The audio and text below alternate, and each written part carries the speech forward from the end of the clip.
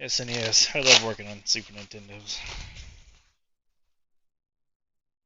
Oh boy, it's an SHVC. Yep, it's an oldie. Godspeed, sir.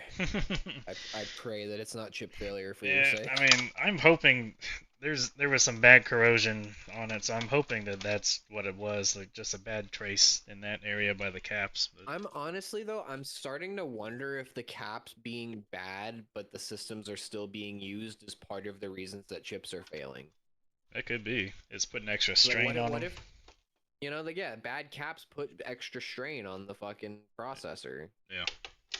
Graphics chips, like all of it. If it's not getting the right voltages and shit, like You can the definitely VREGs are all starting to get a little wonky too on them.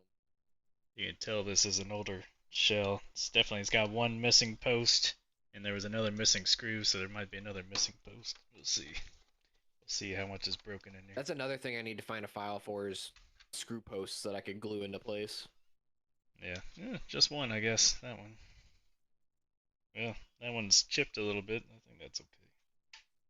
The That corners poor always, plastic. yeah, the corners It's so always chip sad that on there's these too. nothing we can do to rejuvenate it. Yeah, there was something jiggling around in here. I wonder if it was the post. Yeah, there's a little piece of plastic right there. Whoa, what the heck is up? I've never seen anyone. What is Oh, the power what is switch. going on Look at the there? power switch cable. I What haven't is I haven't tried powering this thing on yet. I don't know what's going on with that's that. probably a good thing. Yeah, let's see. There's a little piece of plastic sitting in there. What's going Oh, on with that cable there? hold on. I don't know. I'm gonna take that apart here in a second, though. I'll be back in just a second. Use on. Okay, let's see. Back for a second. Let's see what else is going on. So yeah, I'm gonna take that cable out first and have a look at that. Your the guy who sent it is in the VC. Oh, you're in there? Heck yeah, Yeah, man. he's in here. They said he extended the wire so he wouldn't accidentally blow the fuse. Okay. Uh, yeah, I don't know what that means, but that's okay. That's okay. All I know is that it is easy to blow the fuses on these. Yeah, I've seen a lot of blown fuses. I've seen a lot of just wires put back, and so what do you know about this It's then? you know what the most fun is when you open one up and somebody's just soldered a capacitor leg there, and you're like, oh god, now I know I'm in for fun.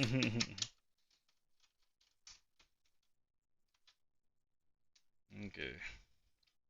Oh, he said so the switch couldn't touch the metal shielding. I'm. I don't even know. I'm not.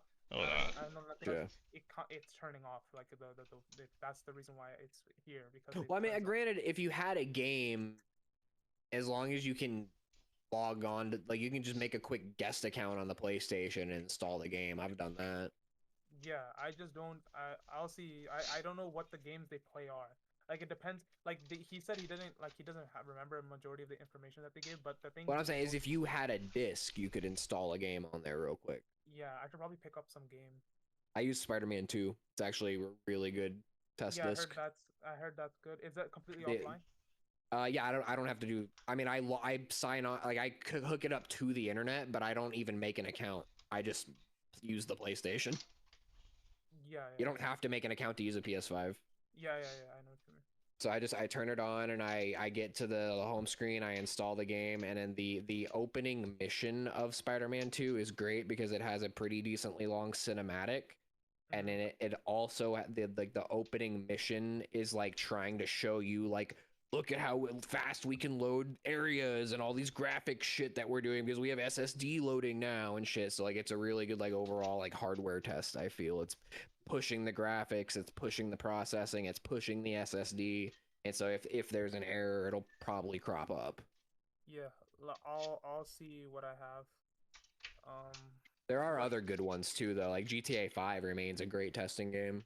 GTA 5, I know F1, especially the late, like anything after 2024 is really demanding, and they have a test mode, like a benchmark mode, I think. But Nice. I don't know if that's available in the console version of the game. You know, another really good one for extended testing is sports games like Madden. Yeah, Madden, FIFA. You can actually set it to just simulate a game, and so you don't even have to touch it. It's actually just sitting there playing itself. Madden, FIFA 2K, any of the I use those. Madden for PS4s and Xbox Ones actually specifically. Okay, I see. Yeah, I'm done with controllers for today. I'll do the PS5. I repaired some. I don't know if I told you. I think I told you about this, but I don't think I went over in detail. Um, I repaired some of these Blackmagic, video stream controllers, media input controllers, and they're from a temple. And like I repaired two, but the third one has some funky issues. Like it just doesn't have like it doesn't have a video out, but its output to your like the streaming computer works fine, but it just doesn't have like a preview. Like you know how I don't know if you know about them. I think I have to show you and explain it. Have you ever seen any of those? Like they're like controllers that you plug a bunch of HDMI inputs into, and then they have buttons to switch between the inputs. An HDMI switch? It's like an HDMI switch, but it's much more fancier. I saw when he had them in the I stream have a last basic time. switch. It's not a switch per se. Let me just grab one. I'll show you what it looks like. It's meant for doing a whole like doing streaming all in one. It's one of these things. Oh, yeah, no, I don't got anything like that. Yeah, so like it takes 4 inputs. It has a USB-C out to your webcam. Like that's your webcam out. And then it has also a HDMI out to so you can see the feeds on another monitor before you switch to them. Pretty So sick. It's like a physical OBS. It's a physical OBS. It has streaming. This one doesn't. This is the A10. This is the A10 Mini. The Mini Pro has streaming and it has software. So it has streaming and it has recording built-in buttons right here. So you can start and stop streams and start recording and stopping recording from this unit by itself. So you don't even have to touch your computer. That's pretty cool. And it does network, so you don't even have to be by your computer. You can plug this in somewhere else. Send me a link to that. I can send you a link, but they're expensive as shit. I'll tell you that right now. Especially these ones. So this one is the Mini, and then the Mini Pro is even more expensive. I think they start at like $500. Yeah, I mean, I paid $400 for a Frame Meister, so that checks. Fair enough. I think I don't know where you would buy one. I'll do the Mini. I'll send you a Mini Pro link. I mean, if you just like send me the company website, I just want to have like a bookmark, basically. It's Blackmagic Design. What? If you search up Blackmagic Design and then search up A10 Mini Pro, it'll pop up. You'll see very very quick. Gotcha. So the other two had an issue. Okay, the other two had an issue with firmware. They were stuck in a firmware upgrade, and then those ones I flashed a firmware on them and they're good as new. This one had an issue where the only issue with this one is that it works perfectly fine. It does everything, but this HDMI out doesn't work, so you can't have a live feed on another monitor. That's the only issue with this, which for me is perfect because I don't need an HDMI out. I just need a switcher. Ooh, Nelly. Yeah. He said that he lifted a pad.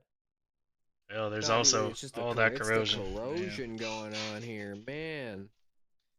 Hope you're ready to scrape some fucking mask. Yep, I got my grinding pins just about ready.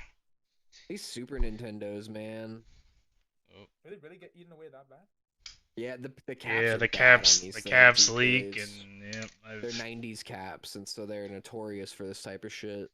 Looked at the panel on the other side, so I had to solder it on the other side. Oh, I was blown away today when the caps I pulled off of the slim PS2s smelled like 90s Sega caps. That shit killed me, dude. I'm like, how? Crazy, never imagined Wonder like that. That diode looks replaced too, maybe. I've had the diode blow when I've shorted the switch before, just like he said he did earlier. Yeah, I've had to replace the diode. And you know what's funny is sometimes it's that guy right there, and then sometimes it's like this tiny little blue thing. Tiny blue thing. Yeah, on some of the later boards, the diode is just this like tiny little blue component that's like diagonally cocked across two of the pads. It's so fucking funny. Let me see if I can find a picture of it. It's probably on the GPM board. I work on a lot of those.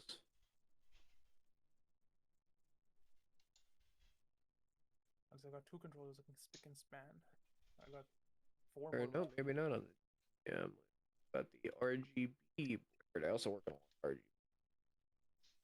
I'm tempted to get a different stand for my ring light instead of having it. Whenever you point it straight down, it just reflects like crazy. You need a polarizer, my friend. You need to get a light with a polarizer on it. Yeah. I don't know, ain't it? Great. Alright, I'm just gonna start by taking these caps off. Your microscope is a digital microscope, right? Yeah. Yeah, I think yours with the polarizer would be perfect. Because if you have optical, it makes the whole when you look through it, it looks darker in general. I don't use my polarizer much. I only use it for reading text. Yeah, check out the text chat, Oak. Oh. Look at that shit. It's just this tiny little fucking thing. Baby diode. What is that? Huh, that's interesting. That's on later model Super Nintendos. That's a GPM02. Yeah, I'm not sure if I've seen that before. I work on a lot of the later models. See, I don't work on SHVC so much. I just don't trust them long term. Seems like all I ever get in are these old guys. But I have a lot of them, so I honestly should work on them. yeah. I have a decent amount of replacement PPUs. I just don't have any CPUs. Or at least I have very little CPUs because they fail even more than the PPUs.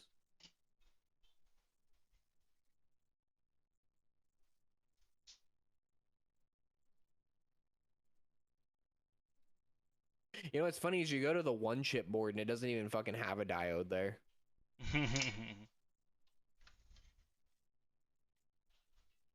Oh god, I love the one chip board. I've never So had a neat. one chip come in. I keep hoping that I'll get a random one in one of these days and just haven't lucked out yet. Only 9 caps across the whole board. It's beautiful.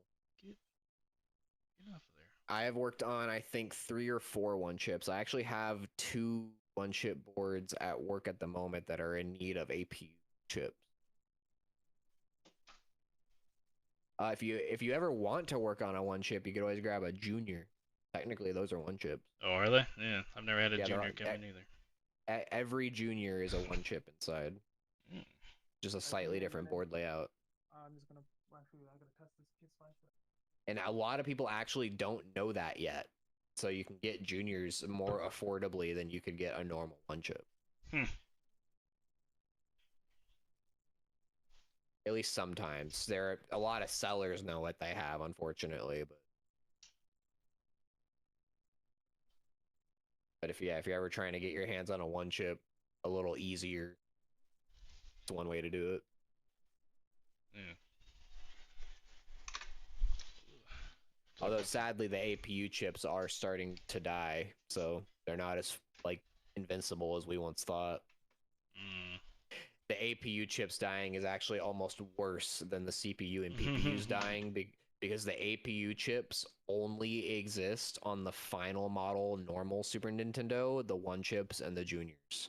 So you have the APU revision Super Nintendo, the one chip, and the junior. That's it. Those are the only 3 models of the Super Nintendo you can ever get a donor APU chip from. Okay. And that represents, I don't know, 15% of the fucking Super Nintendo population. So we're fucked.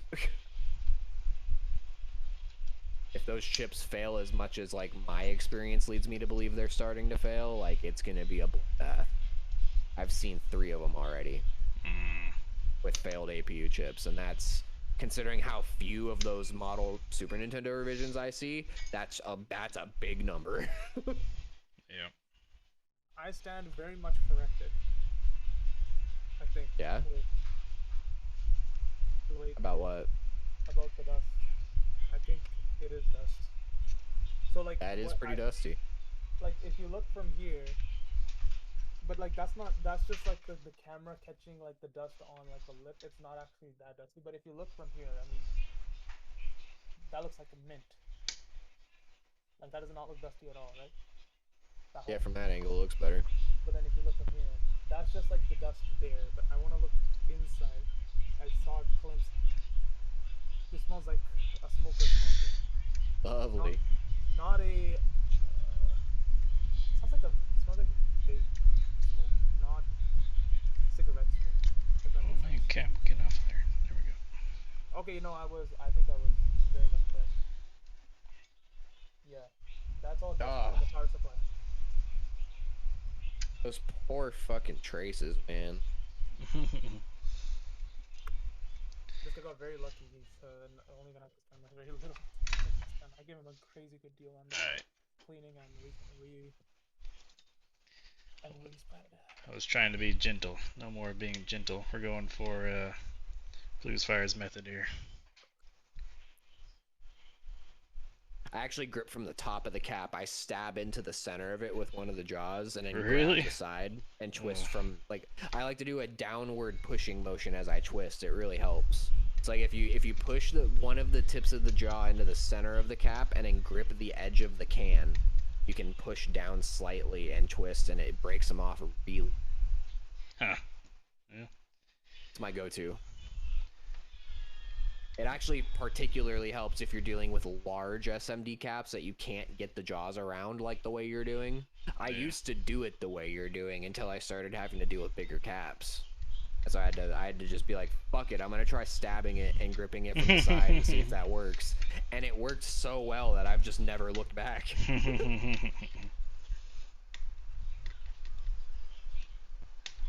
Although I'm sure that if I ever start recording content and somebody sees me doing it, they're gonna fucking call me a barbarian. I'm gonna get canceled for cap abuse. Don't worry, Ryuku. He has I'm sure he has the same quality caps on hand to replace them. I certainly do have these. Yep. What are those? Panasonic 6.3 volt FK series. Here. Or no, those are C, so that's a 16 volt. Where I've gotten are- really good at reading series codes on SMD caps. I used to think that everything on a cap was nonsense and it meant nothing. Turns out you can read a lot from just the 3 letters underneath the number. Yep. Yeah, where is it? I've recognized that Console 5 in particular uses mostly Panasonic caps. There it is. Yep. I also have To the console point 5 caps. where even on their little identification card that you're showing there, they are showing you a Panasonic cap because it's FK series. Yep. Panasonic's actually really good. They got a lot of good general purpose multi-use caps, which are great. Oh, this is the other thing I love about console 5. Ba-boom. I wish they would give me anything other than fucking cinnamon candy. Oh, Man. they're some of my favorites though. I had a really bad experience with Fireball, the alcohol. Me too, but I still like the candies. See, I just can't. That flavor just. Yeah, takes me I right get it. back, man. I get it. Always got them in high school. Yeah, me too. I used to work at an arcade, and I would just pop these things all day. I wish they would give just like normal candy jawbreakers. There you go. There's your new cap kick, right? I had cinnamon gum, and I have PTSD now. Yep, same caps. Yep.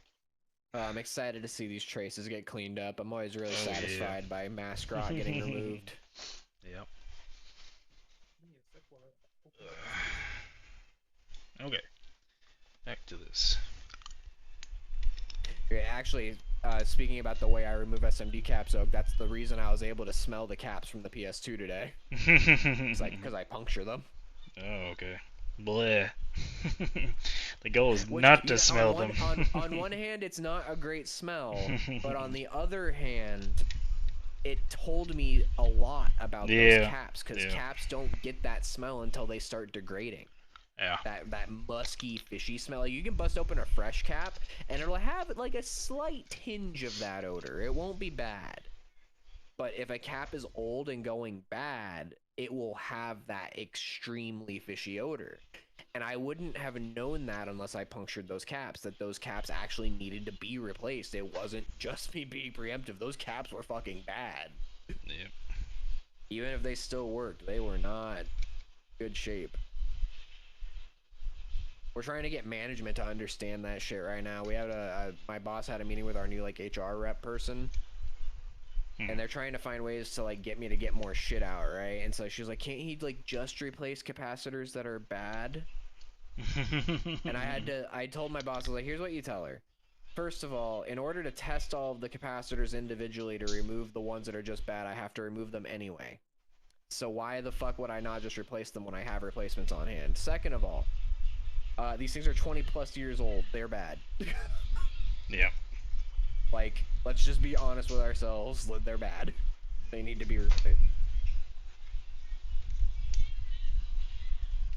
My boss thankfully understands, so he fights for me in that regard, which is great. Yep, that's good. I've shown him firsthand how much recapping can improve these consoles, and he's like, no, I get it. You've really like opened my mind to that. He said he'd never even like considered it before, because most of the caps that he deals with are not electrolytic. They're ceramic and like metal film resistors, or capacitors rather. Oh yeah. He works on musical electronics, and so like there Oh. are They have a lot electrolytic of electrolytics too. caps Yeah. involved, but he rarely has to replace them. Okay, Because they don't really go bad that often on that type of thing. yeah. But on game consoles, they see so much abuse that 20-plus-year-old caps, they're done. That makes sense. They're tired, boss. Removing But all honestly, your hard work, right? I had once upon a time, I had said that I would never recap a PS2. Particularly because there's no silk screening. Okay, real quick, Blue Star. It's What's not- your opinion on this? I know Console 5 gives an extra cap to put across the 5-volt regulator. I've never It's not- seen that to it's really not be gonna that do- helpful. It's not gonna do anything harmful. I just don't think it's necessary. Yeah, I've never put that in, even though they recommend it. What it does is it cleans up a vertical line that can be visible on like white screens and like bright screens. It like just kind of just helps smooth the voltage line out a little bit. Yeah, a little bit. More. It does do what it says on the tin. I can't deny that. I just personally I don't know. I don't like how weird it looks. If I could find a better way of doing it, then I would be more willing to do it, but I just don't feel like slapping a chonker of an electrolytic cap there. Yeah. And but like I said though, it does do what it says on the tin at the end of the day. You can do it if you want to get rid of that line. Just having a quick look over the rest of Though the board. personally, in my opinion, if you're concerned about your Super Nintendo's video output, you should probably like get the edge enhancer or something. Because the Super Nintendo's graphics are kind of just like that. Yeah, we're gonna need a lot Yeah, of the edge attention. enhancers are great. They really do clean up the video.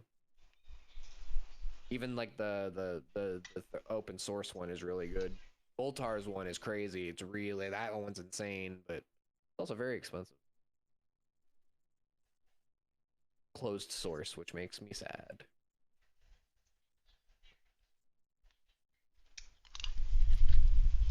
Closed source to the point where he actually sands the fucking chips that he uses, and that I hate that. That pisses me Douchebag. off so I much. hate that stuff. Come on. Why? Why did you do that? Because he doesn't want people reverse engineering it. Yeah. Yeah. And it's very common in the fucking retro scene, unfortunately. People Yeah. go to that effort to stop people from being able to make shit on their own. It's like, on one hand, I kind of understand it, but on the other hand, you're making a niche product for a 30-plus-year-old fucking game console. Like, I don't get it. Is it the only one that makes it though? No, there's, like I said, there's already like an open source alternative to it. I don't. It's just not it's not a clone of what he did. It's different, but it serves nearly the same purpose, which is great. It's not complete yet. It's still in progress. It does work, but there's like not complete installation guides for every model or anything. But I'm hopeful that eventually it'll be basically the same, you know, nice clean install guides and everything. I just dropped the same screw fucking 5 times. Holy shit. You know, I definitely do dislike when people sand chips to prevent reverse engineering. Yeah.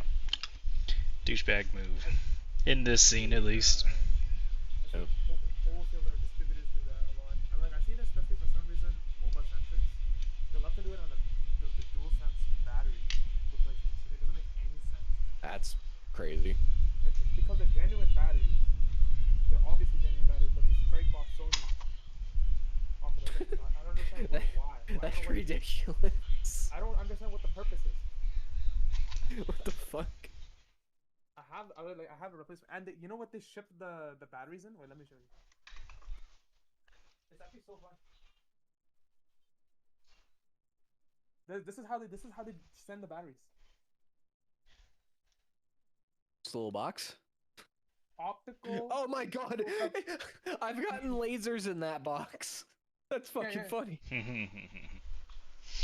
PS5 replacement battery. That's hilarious. You open it up, right? All that. Yeah, that's a genuine battery. What the fuck is that? They scraped off where it says Sony in Japanese, or sorry, not Japanese or Chinese? I don't know. I forgot. Somebody's job at Mobile Centrics is to It's scrape off the Sony logo on batteries. And here, look, it's on the other side too. Look where it says corporation, you know it says Sony Corporation? They literally just scraped it off. And then on the other side, wherever it's written in, I forgot what Sony is though. Sony is Japanese. It's Japanese, yeah. Yeah, so this is probably like kanji or like Japanese. Jesus Christ, that's ridiculous. I don't know what the purpose. And it's the exact same battery. If I go get a genuine here, I have the battery right here. This is not the. Yeah, this is the exact same one. Look, this is one that came out of controller. This one on the right is from a controller. This is the one that they saw. Crazy. They're one for one. I don't understand what the. I guess they can't sell it because they sell it as their own property. I don't know. So they scratch it off and sell it. I don't know what the purpose is, but that's what they do. Doesn't make any sense to me.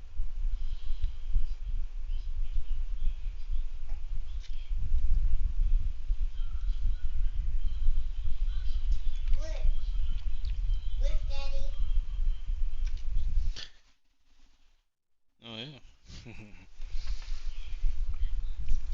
I picked up some. There's some good third-party batteries now for DualSense for extended capacity.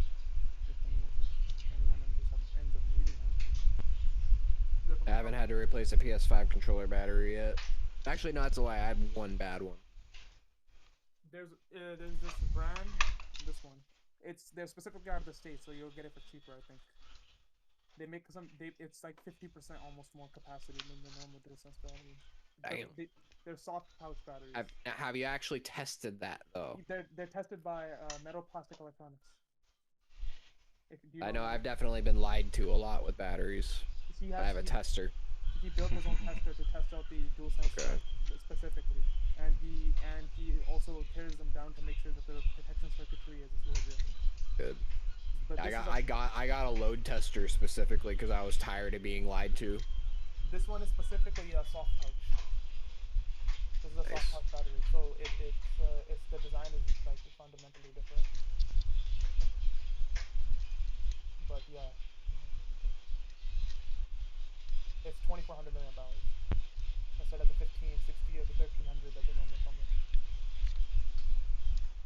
I need to order a bunch of those cheap PS3 controller batteries now that I can 3D print the bracket for it. Yeah, this one you have to glue on. They don't, because it doesn't stay in otherwise. For the PS3, you can 3D print this little like base that like sits into the holes on the PCB that you then glue or tape the battery to protect it from the PCB. It's really nice. It's like a little raft for it, and it's a nice upgraded cell that people in the server have used, so I trust it. Although I will be testing. Ryukyu. I'm turning into that Project Farm guy. We're gonna test that. Oh, that guy. Oh yeah. Ryuku saying, yeah, the DualSense controllers are really picky about what charger they let you charge with. They sure are. That I is found that sometimes they'll even light up the charge light and not actually be charging.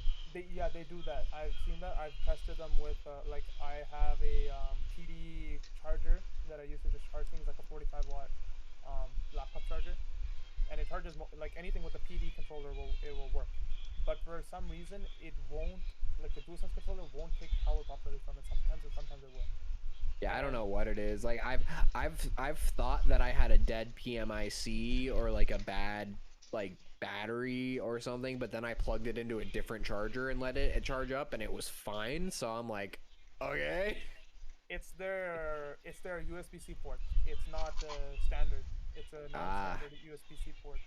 So they made their Of course, it's not standard. It's a Sony.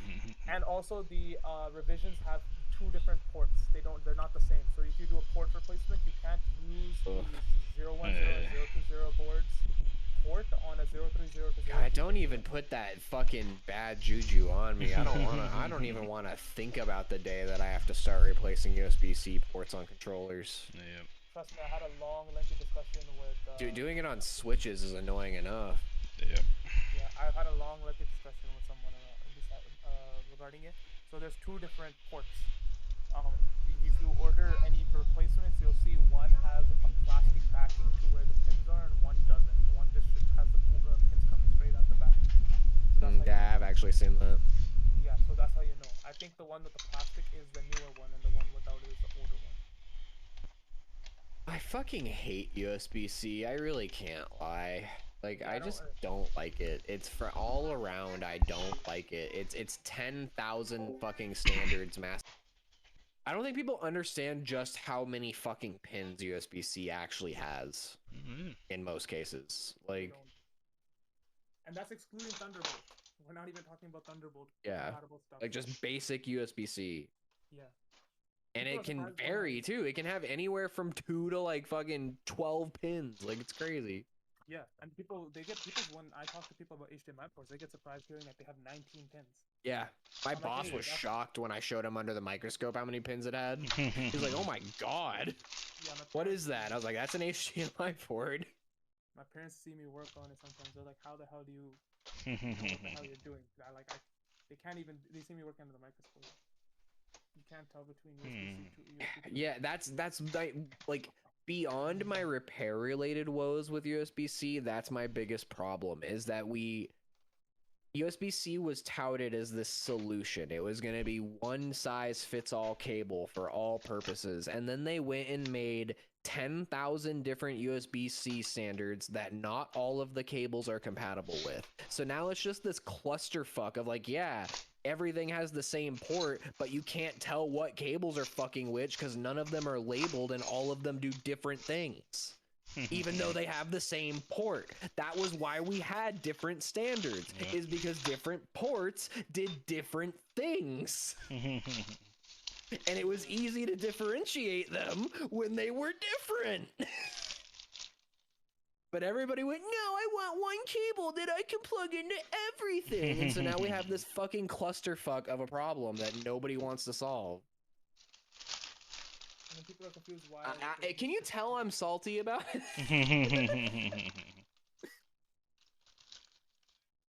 Justified. Mainly, I'm just tired of being told that I'm wrong about it by people who don't know what they're talking about. Like, I can talk about it with you guys because you get it. But when I talk about this shit like on Twitter or with friends or coworkers or whatever, they all just don't get it. They go, "No, I love USB-C. It's so convenient." It's like, no, it's not. You're probably limiting your charging and data flow right now because you're using the wrong cable that you bought at a gas station. And they don't even know that. Like, why is my phone charging so slowly? This $27 cable from the gas station should be working. No, it's a shitty cable. You got ripped off.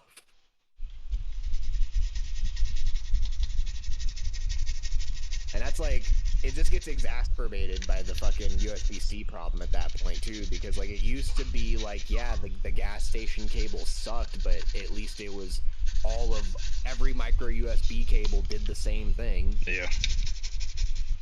But now it's, oh, God only knows what specification the gas station USB-C cable is at.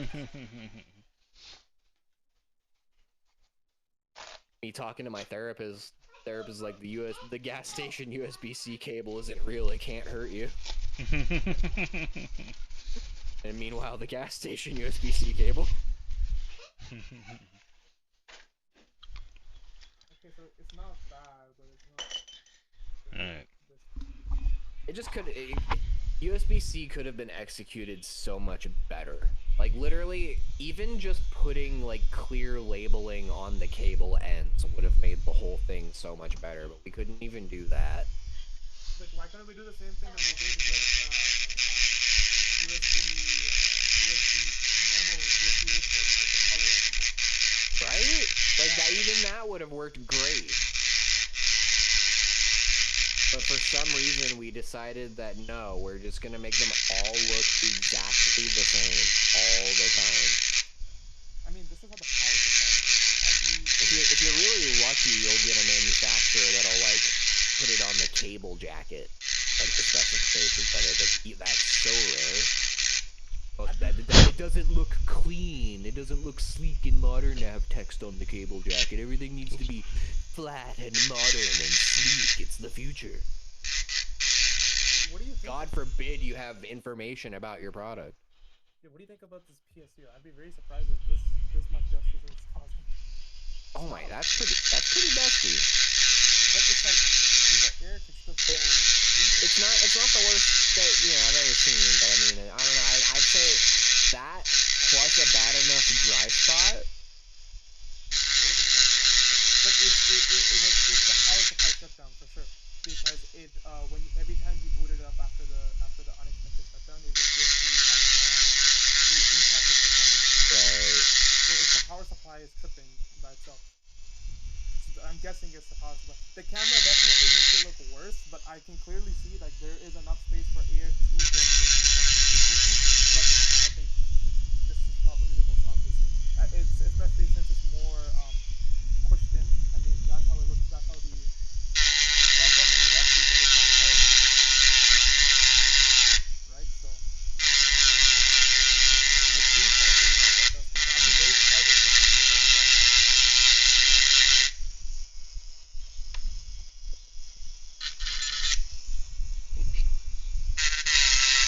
Yeah, like I see how, but the rest of it is pretty clean. Nothing crazy. Hopefully that's the case. I don't want this to come back and it's gonna make me man. I don't know how this is the issue.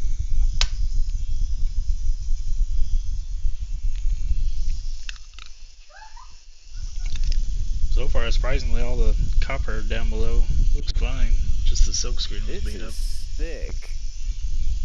I just found a thing that lets you like clamp a little piece of microfiber to the Z-axis of your printer, and then you just run the print bed down using the printer settings, and it cleans it for you for like cleaning and relubricating. That's awesome. I'm definitely gonna print one of those.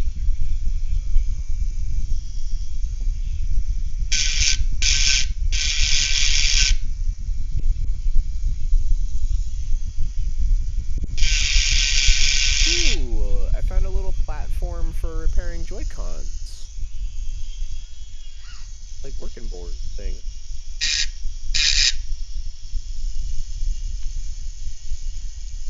Yo, Xbox One controller faceplate STL. Honestly, you hit that with a good sanding and then epoxy. That could work really well.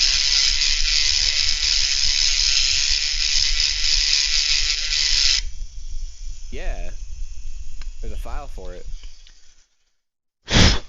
3D print it out, scuff it up real good, sand it out smooth, hit it with some primer and some epoxy.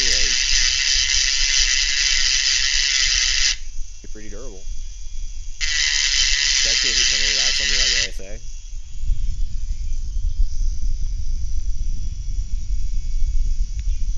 Would definitely be best like resin printing it from the start if you could, but I can't. Is resin printing that much actually durable? It's gotten a lot better. It's better. It's really what it is it's better for details and tight tolerances. I see. Yeah, cause like bro, like the scuff thing I was talking about, like they said resin printing is the best, and I could see why because of how precise like some of the nooks and crannies you're supposed Yeah. to fill in for it to grip into the actual thing. Yeah, Because that's where FDM really struggles. yeah, it was meant to be. It's meant to be clip-in. It's not meant to be glued. But I ended up having to glue mine anyways because the tolerances weren't good enough. And I got this little Joy-Con repair thing that I found. Kind of similar to that thing you sent earlier, but it's for like holding the whole Joy-Con while you're disassembling it. Oh yeah, I saw one of these. Yeah. I don't Yeah, tend like to shit do a like lot of that. switches. I get like I've only done I think like I do maybe more Joy-Con than I do switches. I've not done very little like so they just don't come here. I don't know why. The market here for switches is terrible. I mean, the market for Switch 1 crashed the moment Switch 2 came out. Yeah, I've just never gotten them in the first place. So I have a buck ton of them at work. I just don't work on them. I probably should. Not gonna get any more valuable, but yeah, I think it's peak right now. it's fucking. They're so poorly designed. You have to basically tear the entire thing down to replace the digitizer, and the digitizer is plastic, so they almost all need to be fucking replaced. It's really piss poor design decision. That looks like a broken trace. I haven't found any smoking guns yet, but that kind of looks like one right there.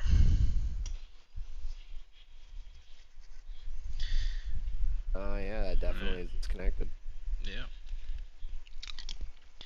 And I'm starting to wonder how many of these vias are trashed. I'm gonna do a lot of Vias definitely love to go. Well, there's a dry spot, but it's not actually that bad. It's just not. There's just no liquid metal there. It looks way worse on Right. like if I wipe this off right now, it's like all pretty much good to go. So I'm surprised. This is the earlier one. This is 0.0. Yeah, look at that. Like there's no corrosion, no oxidization whatsoever. Like the ones that one of the rare ones that just don't have any oxidization. Good. that might be broken too. APU looks mint, Right there. which is also good.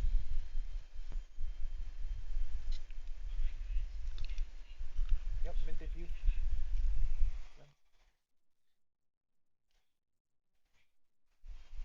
I need a pointer. What does this pad go to? Is that? I'm trying to look. Does it go down to that? It must. I'm guessing it does. Can't really tell. Ooh, I just found a 3D printable mold for using hot glue to like insulate wires. It's like a hot glue injection mold. It's fucking crazy. That sounds neat. I'm gonna use that actually. My God, that is. Reminds me of the European, like the European little things that they use Yeah, instead of using walnuts, how we use in North America. The Wegos. Yeah, those. Like Fucking love Wegos. They're so good. the gel. They use gel, right? They have like a gel. I don't think they use gel. No, they just have like little spring leaves in them. The Wagos. No, there's another one that they have like it's like Wagos. Like Wagos are the ones that have two springs on each side and you just stick the wires in, right? Yeah, have like the little orange clips on them. Yeah, they have another one which it have insulation in them. It's like this like some sort of like material or like gel. I think I have seen that. Yeah, and it Now that insulates you the mention wires it. too. It insulates the wires as well. Ooh, GameCube screw post repair sleeve. You see, this is shit we need more of. Look at this.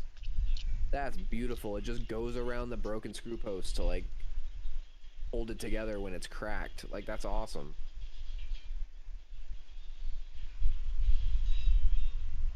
Take a look at it in a sec. I'm just trying to clean this up. It just reinforces cracked screw posts. Hey, what was the polish you use again on these? On the APUs and stuff? McGuire's Ultimate Polish. Must be another broken trace right there. Yeah, it's the Ultimate is the specific. They make several, but Ultimate is the specific one I get. Ultimate Auto. And you use like buffing. On the APUs, I will use a Q-tip. Right by the pad. On the heat sinks, I'm willing to use the Dremel with a polishing tip. Some guy I know, he actually. I have used the polishing tip on the APU once, I will say, and it did work, but it was only in that one really extreme case. Okay, fair enough. I had a guy who ended up using sandpaper on the thing, and I ended up seeing how thick the sandpaper. Yeah, he used like 2,000 grit for 4,000 grit sandpaper on the freaking heatsink. And he's wow. He's like, wow, it works so well. I was like, but bro, it's like turning orange. I wonder why. Scrubbed up all the now going straight to sandpaper is insane. What the fuck? Yeah, and he's like, yo, it looks so great. Like, why don't people do this? I'm like, well, because it's orange now. I wonder why. You completely killed the fucking nickel coating. Like, apparently it's not nickel, it's silver. I stand corrected. It's silver, really? Apparently, I don't know, like, if the sources are correct, but that's what I've read up now. That it's silver. Bro, I just found a 3D printable silicone mat that you can print out a TPU. That's crazy. Wait, what? You can print your own fucking rubber work mat now. China is fucked. It's over for them. No more. Well, you know, these nice mats that you get from proper companies are still pretty good. Because they have... You know, I honestly will use my blue mats until I die, I think. Yeah. This one I got from Real Life is really nice. It has, like, the honeycombing pattern on the bottom. Plus it's really big. Plus I have this like white, thick, hard silicone mat under this where I specifically said white, thick, and hard in sequence. Oh my god. What are we talking about here, Tans?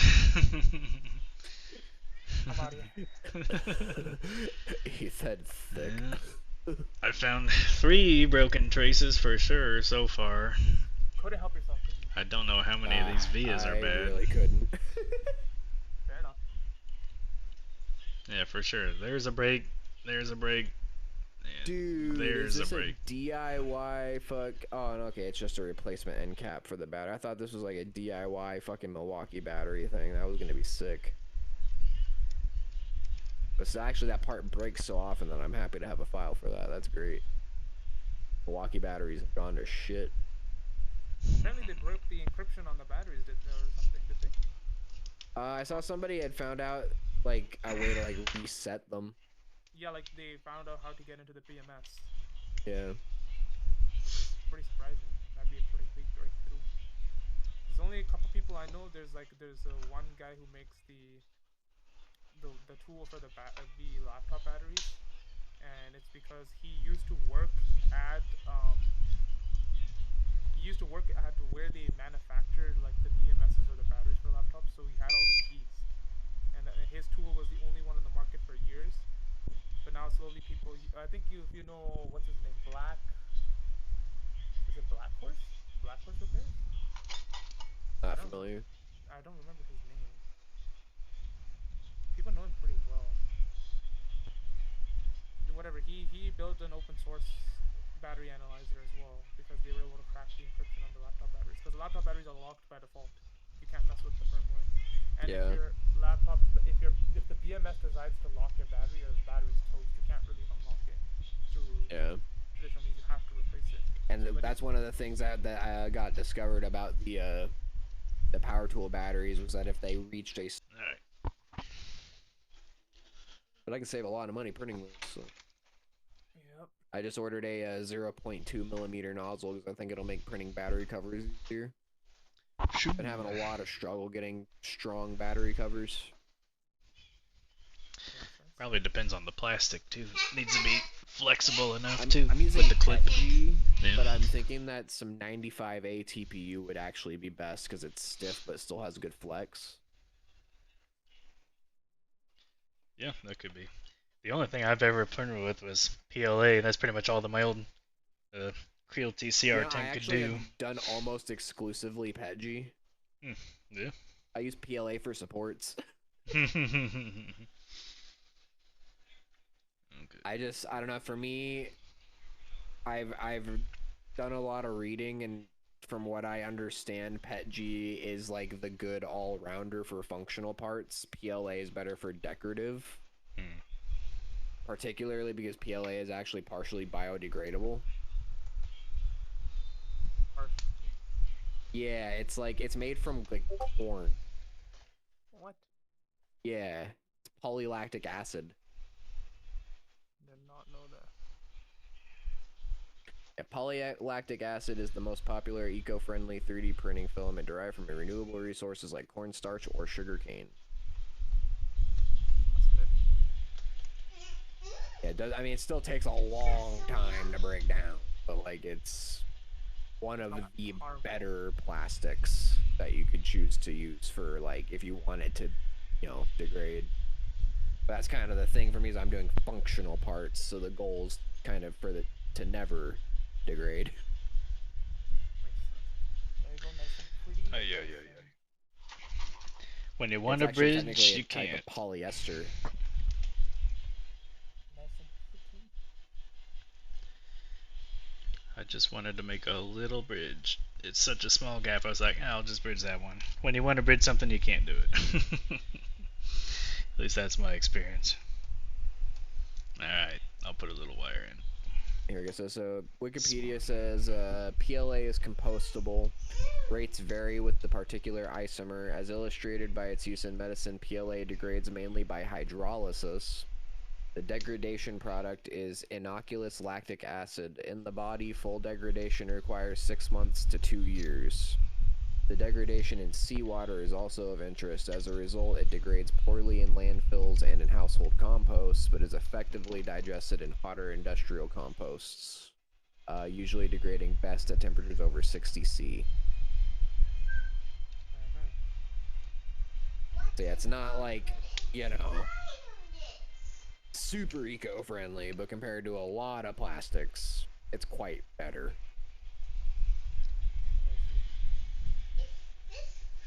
I watched a few videos on that topic as well. It's that type of shit really does interest me. I like just absorbing information. Yes, I agree. Like I kind of just live to be an information sink. I don't really care for much else in this life. I just want to learn as much as possible. I think I learned like 95% of what I know via YouTube. Yeah. Literally just YouTube, like ungodly and unhealthy amount of YouTube. That and a lot of forums. Surprisingly, I did not use a lot of forums, unless like now I do. But I say I've always been a forum head. I've always lurked.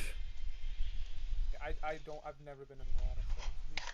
Discord, yes, but like not for repairs or tech. The tech has been mostly YouTube.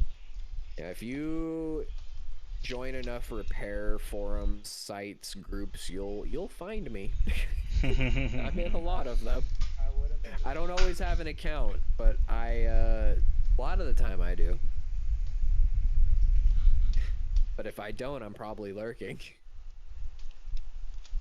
I scour the web fucking far and deep to find any amount of information as I can, for what I'm trying to do in a moment.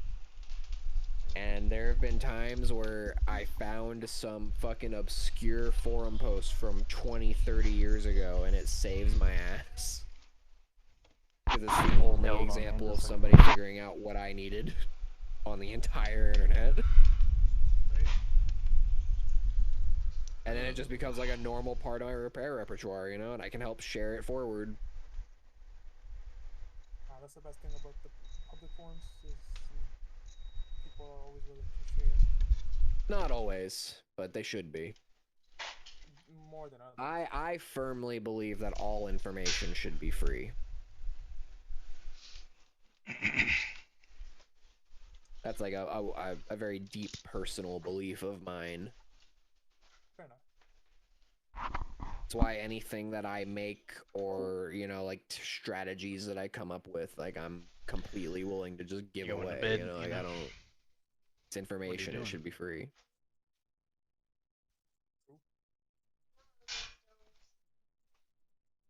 Alright, let me. I guess just test this. Okay. Make sure it functions. I'm actually really hoping that I can get good with CAD software so I can really start making shit. Mm. It'd be cool to start designing circuit boards and whatnot. Cool. Okay, it turns on. Just get to a white light. I know it functions. Sometimes waiting for it to go to a white light is really, really like panic inducing. I know. It goes a little, if it goes a few seconds longer than you're expecting, you're just like, no, please, Yeah. no.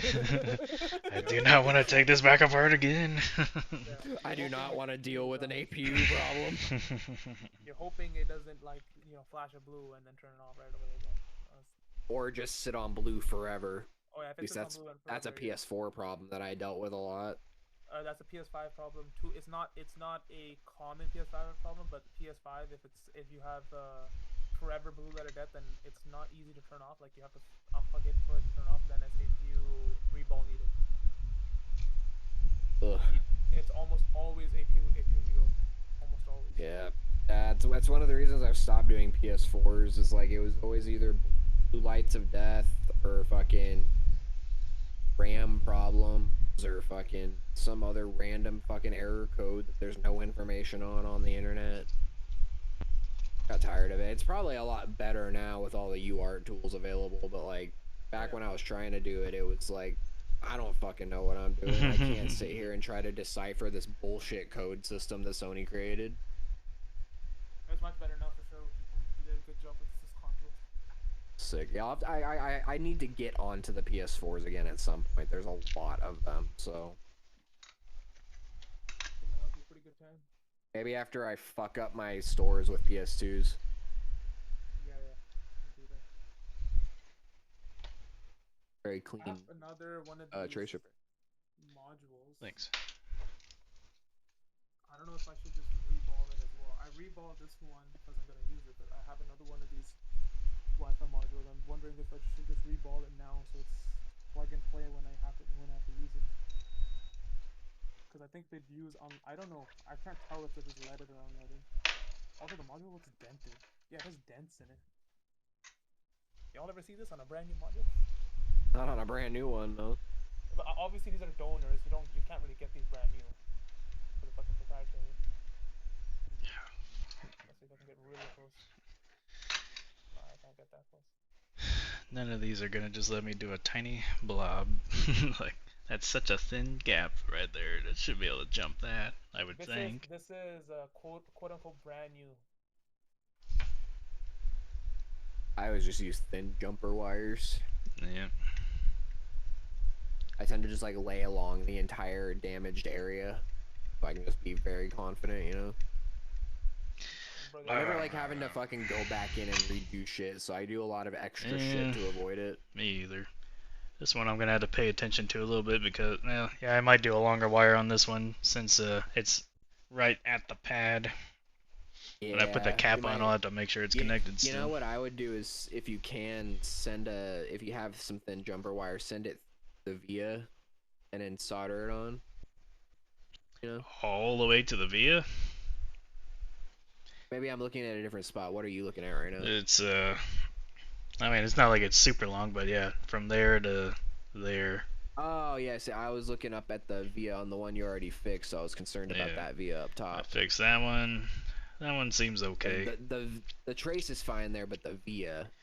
A lot of these vias look dark, but I was still getting continuity, so I think I'll just try cleaning them. Yeah, I got continuity from there to there on that one. That's good though. Now there's just this tiny gap. I didn't see any That other. is an insanely tiny gap. I know it's enough though.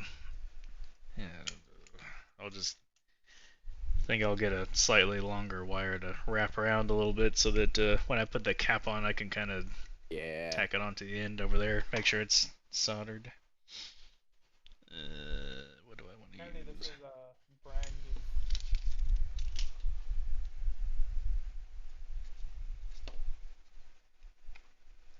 don't think this is brand new. There's a dent here. There's a dent there. I think those dents are brand new. Yeah, I think those dents are brand new. And they didn't even bother to take the flux off the bottom after they reballed the damn thing. Lazy. Lazy. I don't even know if this will work. The second one, it was good. The second one is fine. But it still has a dent in it. Like right there, but it's so minor. I don't really care. This is much more severe. It looks like they freaking like they were pissed off that they fucked up the reballing, so they like stabbed the damn thing like 3 times, and then like stabbed in the side.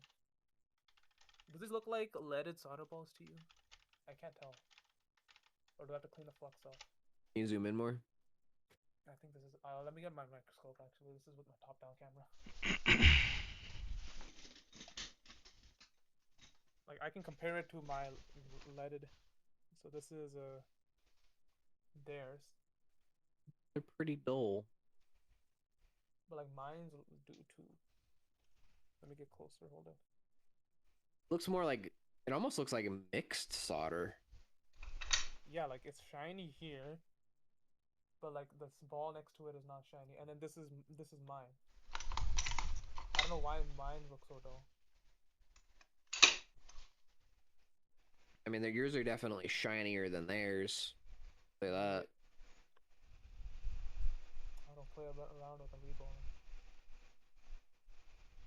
But like That a lot of that looks like mixed solder chemistry. I seen a guy on YouTube. I think it was Console Therapy on YouTube, if you know about him. I've seen that, yeah. He didn't. He said because the BGA pads are so bad. Like, okay, I agree with him, but like I don't think the approach is correct. He said because the BGA pads are so big on this module, these are like 0.89 pads, I think, somewhere so really close to 1mm pads. He said they're so big, you don't really need to even reball them. You could just mix in solder, like don't like obviously mix in solder, but you could just use your iron and just do the balls. That's bad practice, though. That's bad practice. Yeah. What he did was he ended up mixing solder on the board, and then like he took the module off. He mixed whatever solder was on the board with the leaded solder, and then he put leaded solder on the new module, and then he just soldered it back on. And I was like, okay, well, yeah, it works because they're big pads, but like, is that really the best thing to be doing? Right. Yeah. No. I'm a bit of a stickler for best practice, at least when you're working on something for somebody else. Yeah, exactly. That's why I had. If you're working on something for you, go wild, do whatever you want, whatever works. But if you're working on something for a customer, or you're planning on selling it, or like just do it right. Yeah, this is the one for that guy with the bias PS5 that I was talking about. Yeah. That looks great. Yeah, so I'll probably do this again on this one. I don't know if this will work though. Honestly, that guy deserves this chip. I'm gonna do this chip and put on his. I'm gonna put this chip on his. I'm only concerned about this because that's awfully close to. I mean, but the dent looks like it goes pretty far in. I see in the inside it goes like I have a shield here as well, just the shield. And you can see like it's not very thick. So I'm hoping that didn't hit a cap because there's usually like caps around the edges. I don't think it's gone far enough to hit anything. But I'm worried about damage to like the substrate or. I mean, there's still like solder on the edge or something. I can't tell. Brother, you can 3D print a toilet flush lever. You can 3D print anything, Blue Spire. You really can. Like every time I search, it's just incredible the shit that I find. Like, I mean, they 3D print car parts now, so. I've seen 3D printable bone for medical uses. It's fucking crazy. Tans, you wouldn't download a car, would you? I would if I could. Don't try me. It's gonna be like a 2-year print time, but we'll get there. Yeah. Ooh, I didn't see this down there. I fix it screw case. Oh, is it the one that goes on top of the fix-it kit, like the maxi driver kit? That looks fine. No, this is just a custom screw case that somebody decided to put the iFixit logo on for some reason. Okay, copyright infringement. That's cool too. Free advertising. I guess it's free advertising. It's not really copyright. I don't think they would really care. Okay, I'm gonna do this chip after I finish this PS5 that I have. It's gonna be fun. I love reballing the larger Wi-Fi ICs because the balls are massive, so you don't fuck it up as easy. Yeah, that's definitely nice. That's the only plus. Everything else still sucks about it. But it's definitely much easier.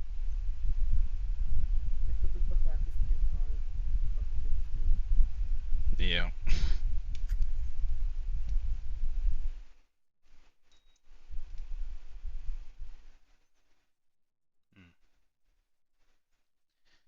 Looking at that right? That goes.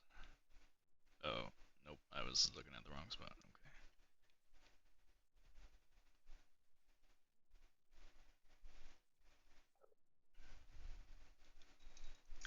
There we go. Okay. I don't know how I feel about some of these vias, but I don't see any more obvious broken traces, and I am getting continuity when I check some of the vias that look questionable. Might have to check all those later. Check them now, I guess.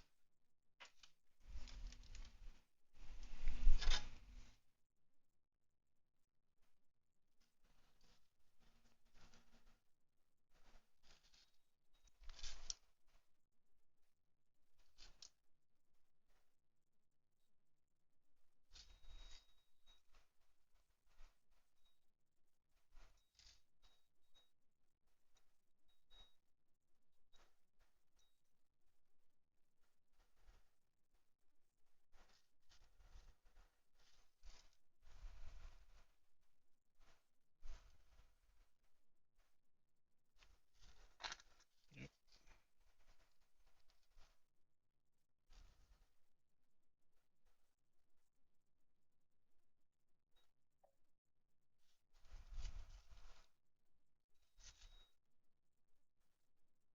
Yeah, all those vias check out.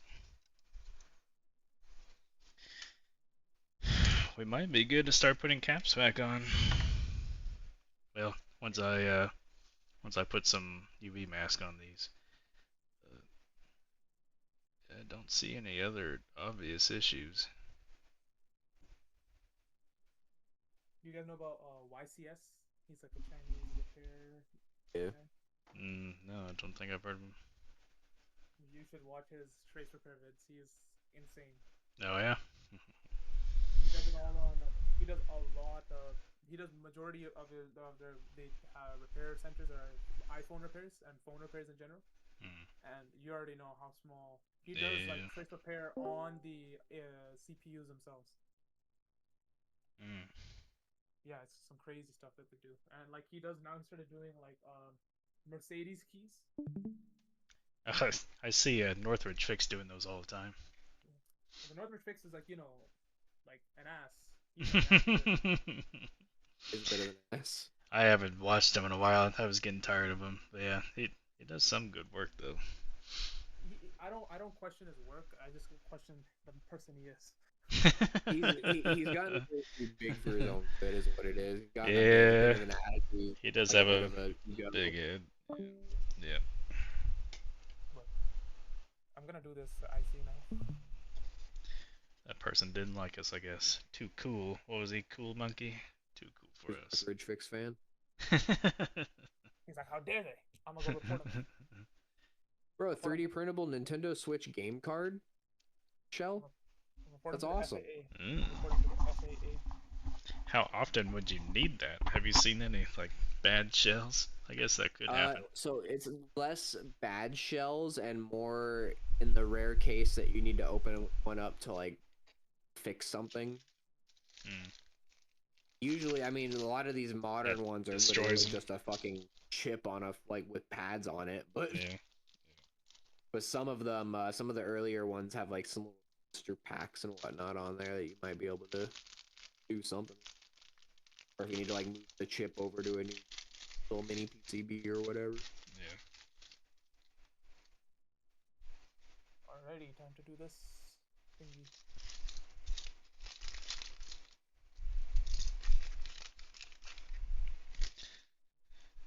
Alright, let's see. Emergency fishing rod island.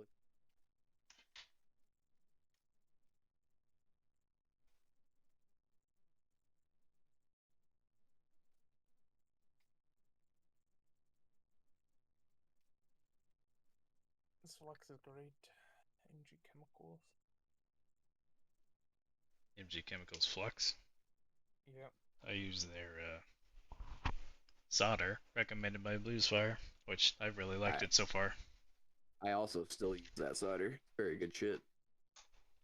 Tell you Yeah, what's you have junk. I've been tempted to try Steries solder, but the MG just treats me so well. Look at this junk though. Get it out. Don't use What that is stuff. it? What was it? That shit is so bad. Mayim. Yeah, it The was Amazon bad. Special. I got it off Amazon. I was like, I'll try this out because I finally ran out of my Radio Shack spool I've had for a long time. That stuff was good. I love that stuff.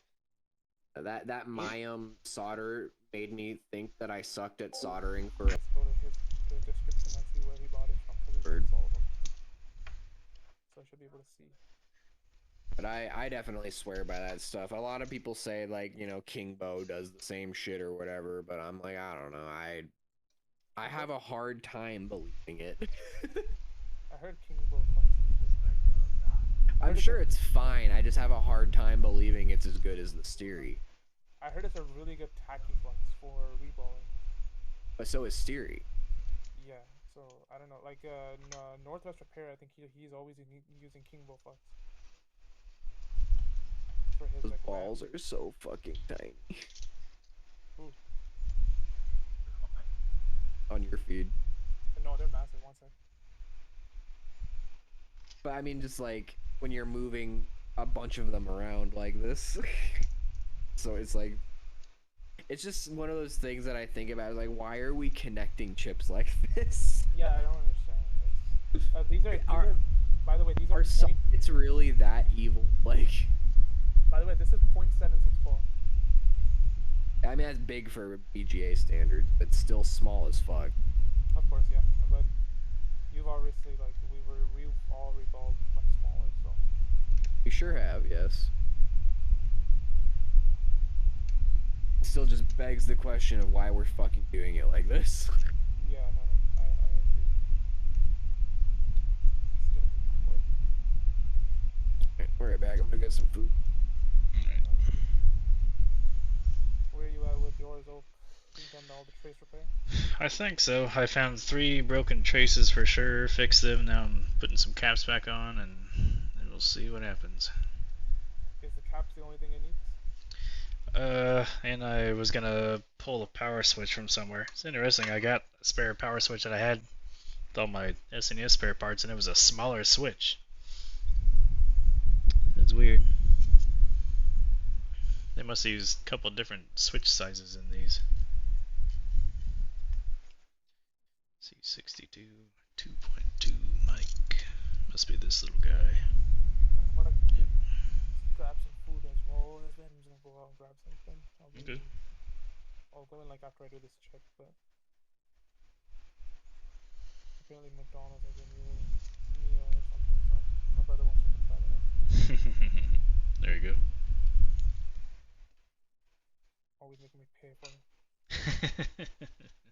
I mean, he's young, so obviously I'm gonna pay for it. So.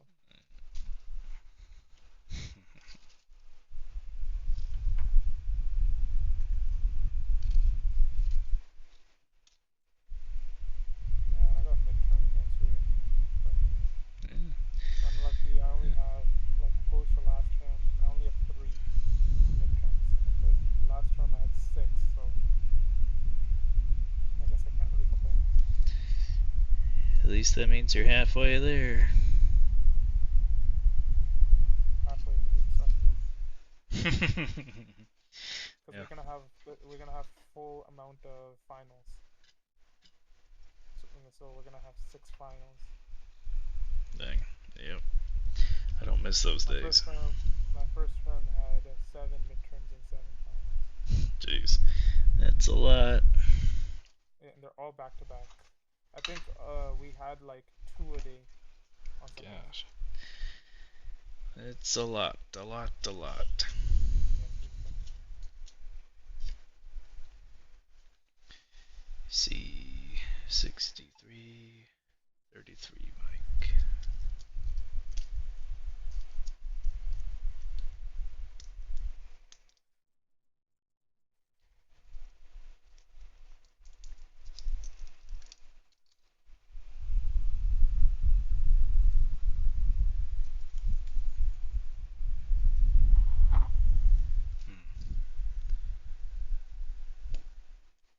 I think that one's going to ground. I should check that real quick. Looks like it got kind of buggered a little bit. Yeah, it's fine. Well, balling this IC is actually so much fun. It's so quick. So fucking pads are massive. What do you have? You got a stencil and, or yeah, you do. It's a Wi-Fi module for the PS5. Oh Wi-Fi wait, Bluetooth. oh you don't have a stencil, are you? You're putting them all in by yourself? Ugh. Yeah, I'm almost done. I guess there's not a ton on that one, but Laughing? good I for did a you, PS2 man. Mechacon by hand once. I think I did a PS5 SSD controller by hand. Gosh, If you anyone has ever pulled one of those off, you'll know. nope. 0.45 millimeter balls. I think it's over 100 pads. Nope. Nope, nope, nope, nope. I'll show you the stencil for it later. I got the stencil after. I did it with the stencil and then it worked.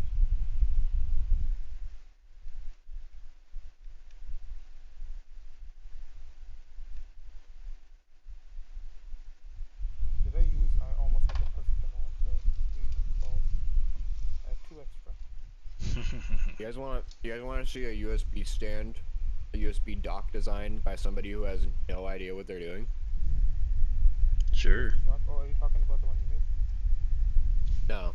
I posted a link in the text chat here. Just take one look at that and tell me what's wrong with it.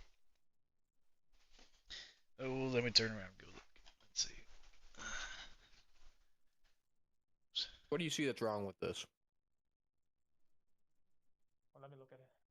That's part of it. The issue here is that there's no fucking support for the phone. Yeah. You are going to break No. the shit out of your USB-C port if you use What this. is that? Yeah. The fact that 16 people printed it too.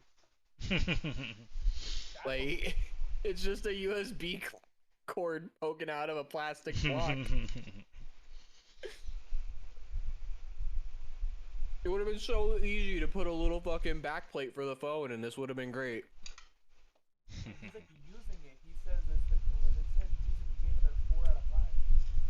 Yeah, there's people showing it in the description. Oh my god, look at this picture of the The phone just standing on it. The phone just standing on Oh it. my god. Oh my god, this picture is so funny. Wait. Let me send it. Oh my god. What is that? What is this, bro? No way, bro. It's just standing on this on its port. That's actually. But yes, exactly. That's the perfect picture. My honest reaction. But What is that? what's that? What is that? Brother, ooh. But like, Jesus. Someone help! Get help to that poor 15 Pro. Now that's just like, that's crazy. To literally like just expect your USB-C port to support the entire way to your phone like that is like, Yeah, my god. Alright, ready to see some reball action?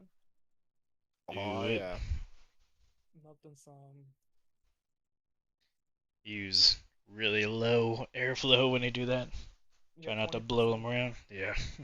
20% air, full 480 degrees. 480 dang. Yeah, because it's on no nozzle, Mm. so it helps. Yeah, there you go. Love watching it just pop into place. Oh yeah. Zoop, It zoop, never zoop, zoop, looks zoop, zoop, real. zoop. It literally it looks so fake every Yeah. time. There you go. Done. I love when the chip aligns on the board too. After a Mhm. second, Oh, slightly yeah. quicker, it just pops into place. Poke As it, much as I and hate it sets BGA, right. it is satisfying when it works Yeah. well. Yep, for you brave souls that do it. Let's go then. Let's go. Daddy took the car. Oh. I'm trying to Okay. get a BGA workstation soon, so I can do processors.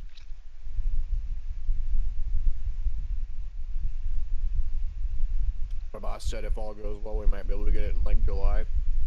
Nice. There's some pretty good cheap ones now. You don't even have to pay much. Like I think you get a really good one for like $1,000 or less. That's what I was seeing. Yeah.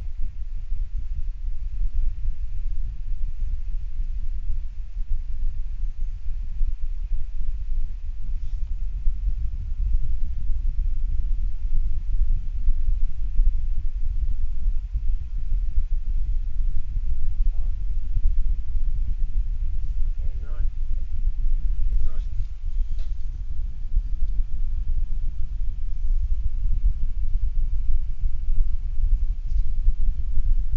The fucking picture of that phone is killing me.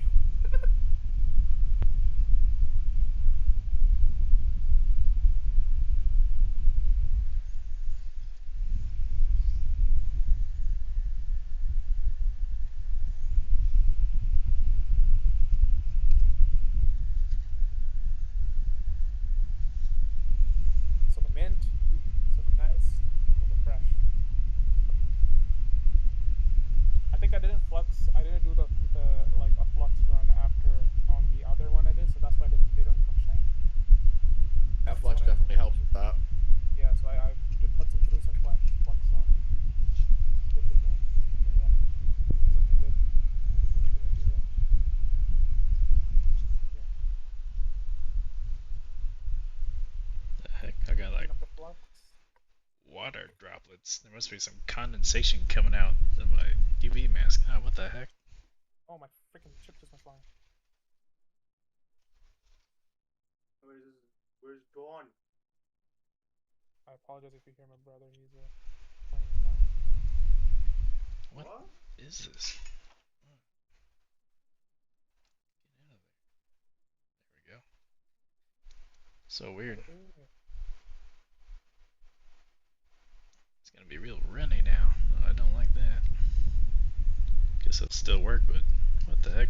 Oh, it looks like it's just the balls. They're just not like they just don't want to be shiny. If I want to clean. Oh, you're using the nano sponges too. Those tend to have like a mild abrasive effect. Oh, I see. I've noticed those make joints go dull if you use them to clean up. I see like the pattern on them from. Yeah, I see what you mean.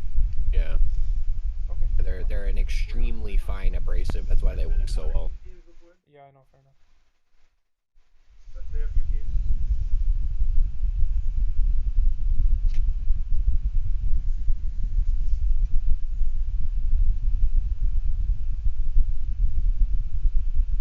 My man is using a flathead screwdriver by this mask right now. Here we go. Not even like a tiny iFixit flathead. This man has a full on fucking flathead screwdriver. Technova. And he's applying solder mask with it. Oh my god. Bro, you have all the tweezers in the world and you're using that? Here we go, man. I use brushes, honestly. I swear by them. You know what? Paintbrushes. You know what I think you'll like, and this is I got this from Nanofix as well. I don't know if you watched his latest video for Ali U-Haul, or I feel like it's Ali Hall. He picked up mechanical watch oilers, I can see those being useful. and they are like really precise, and they pick up just the perfect amount, and the application of them is perfect. Like you don't get a big old blob. Like you can control where you can put it.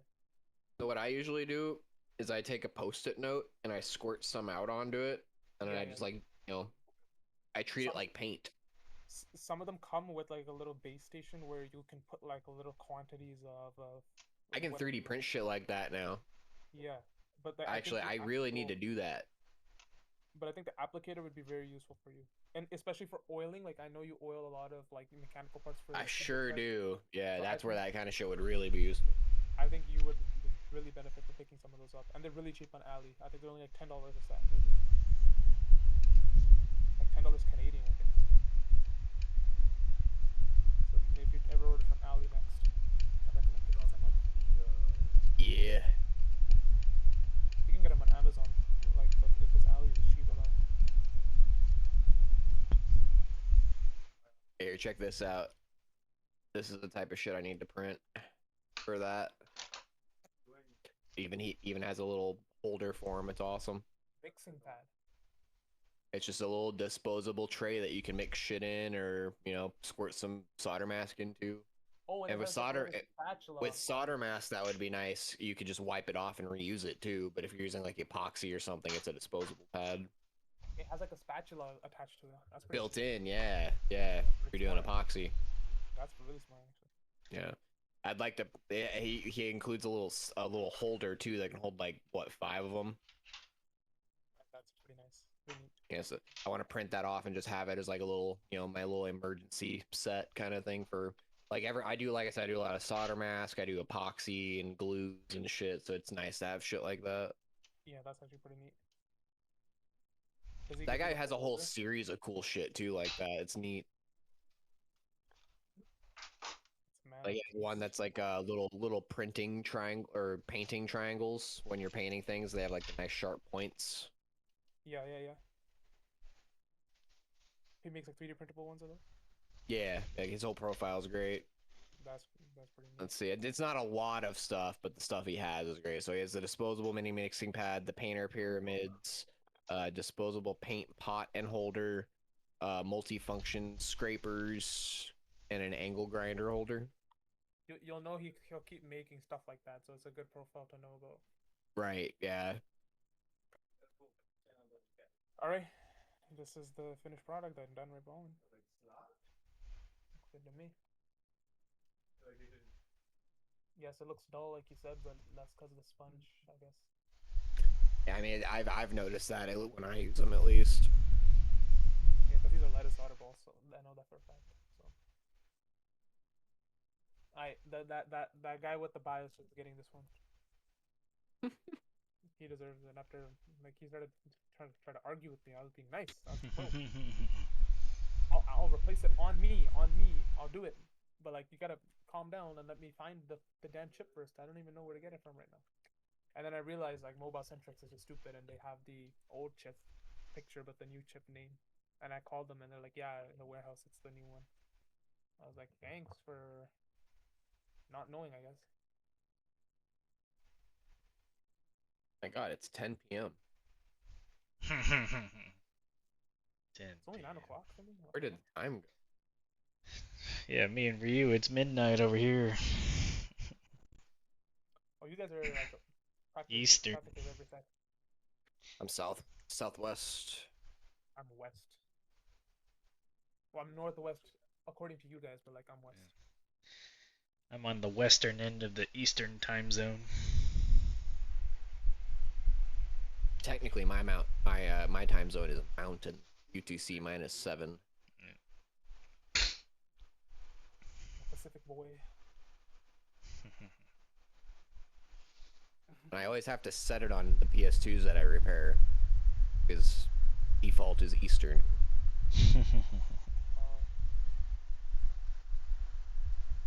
Not many people ever changed it either. That's the funny thing. Even if somebody set the date and time, they never changed the actual time zone.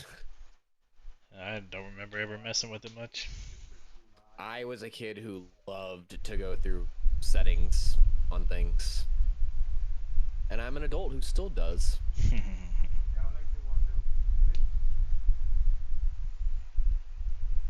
There's something so special about learning how things work.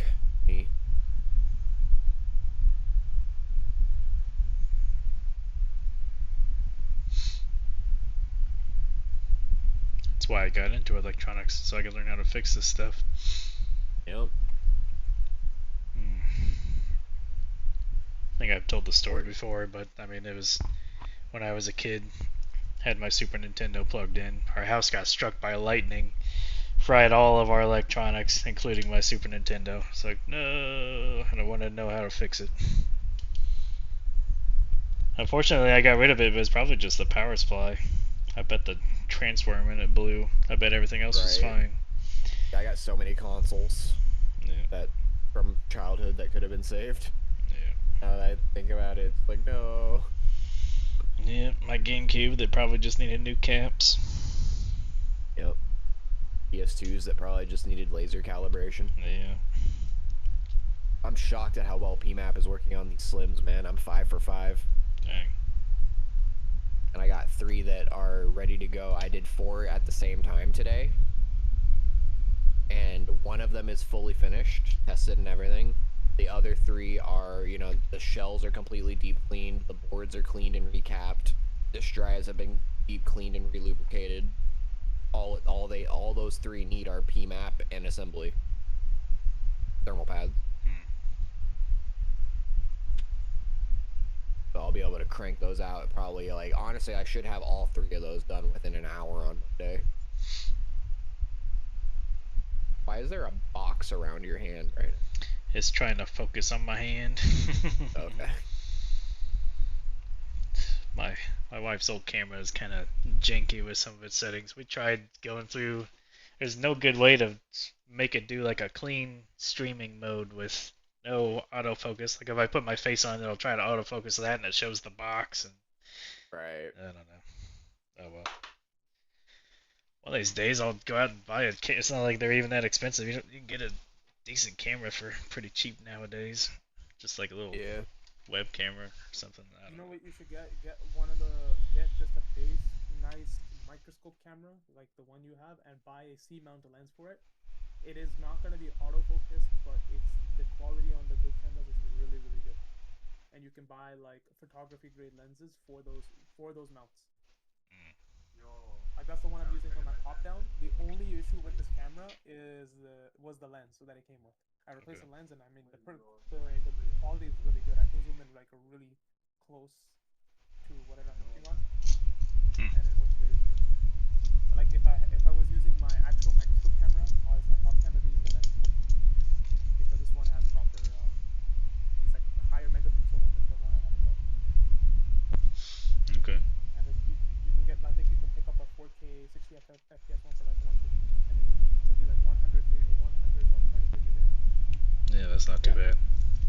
And I then got this little Logitech guy here. Yeah, I was gonna get a Logitech thing too, but I think it's 1080. It depends on 1080p. how fancy. It depends how fancy you want to get. God, my room is a disaster. I'm sorry. Yeah, if you want to get really Look fancy. at my bench. My bench is a fucking nightmare right now. I cleaned mine off just to look fancy for I got my this hookah on stream. my bench. That's how little work I've been.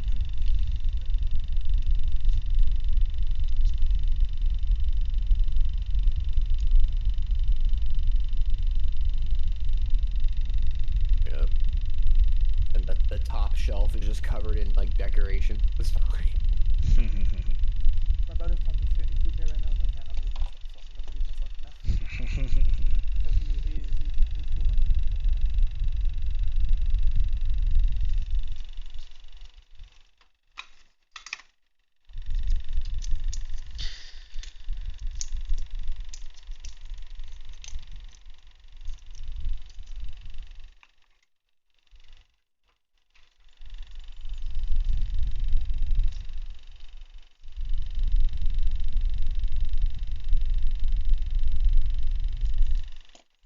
I think I'm taking 10 years to get this Super Nintendo done. I'm going really slow, but yeah, whatever.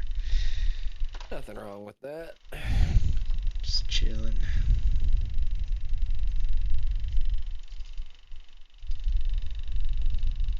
You got the guy watching you, so I think you'd want to take it down. No pressure. Yeah, no pressure, but you know, I think that's a good idea.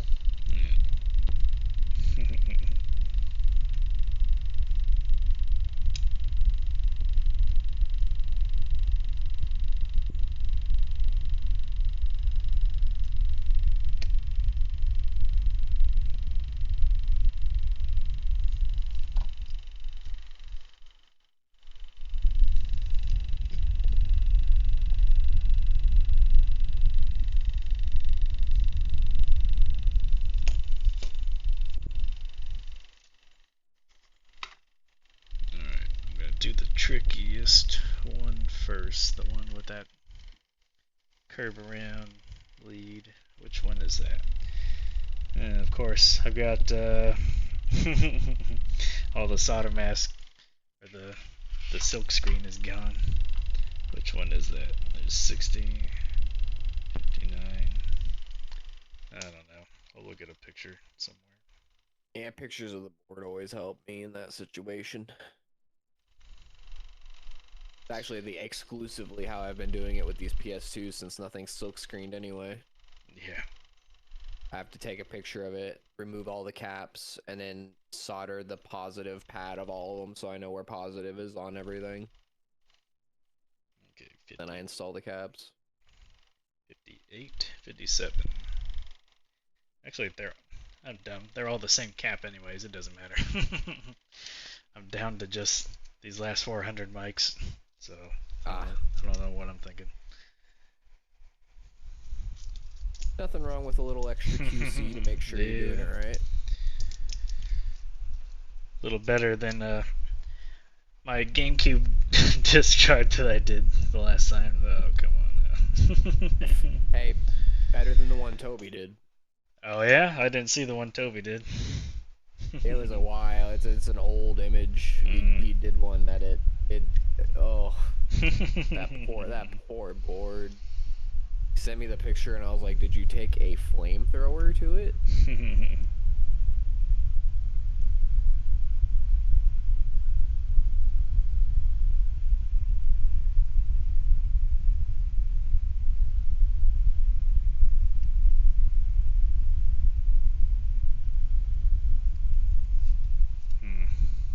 That is a 3D printable Pip-Boy. Fallout. Oh yeah. My god.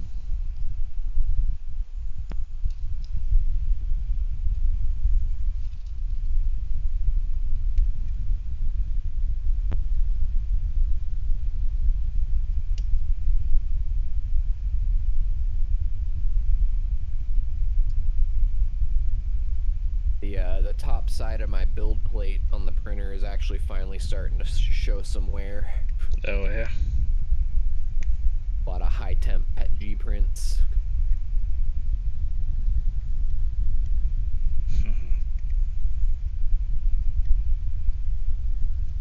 It's a nice idea, a little 3D printable box to hold nozzles. I am gonna have 3 nozzles soon. Although I'm buying complete hot end assemblies, so I need one that can hold complete hot end assemblies, not just the nozzle. I ain't about to do individual nozzle swaps, fuck that noise. Swap the whole hot end every time. Yeah. Because when you do the whole hot end, it's 2 plugs and 2 screws. It's like, fuck that. Why would I do anything more than that? Here we go. Gridfinity hot end holder for Bamboo P1. I'm slowly working on getting the Gridfinity setup going. Maybe it wasn't the... I thought it was the P1S that my buddy was showing me that has like a real quick swappable hot end. Yeah, Maybe if you do the entire hot end, oh yeah, it's okay. quick and simple. If you try to swap just the nozzle, it's not worth it. So it's more worth it to just buy entire hot end assemblies. Yeah. It's usually only like $10 more too. It's really not that bad. The amount of like time it saves you is worth it, you know, alone.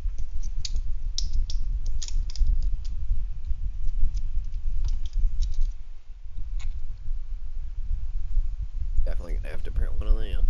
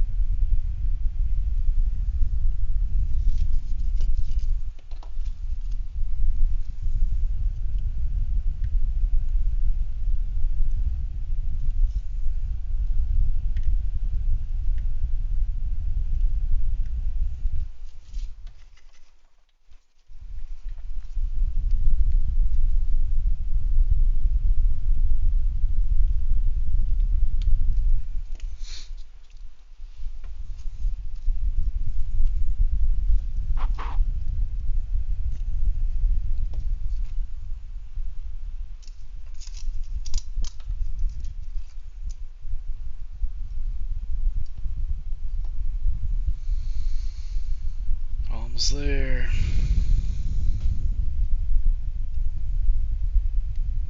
I really hope this thing works for you.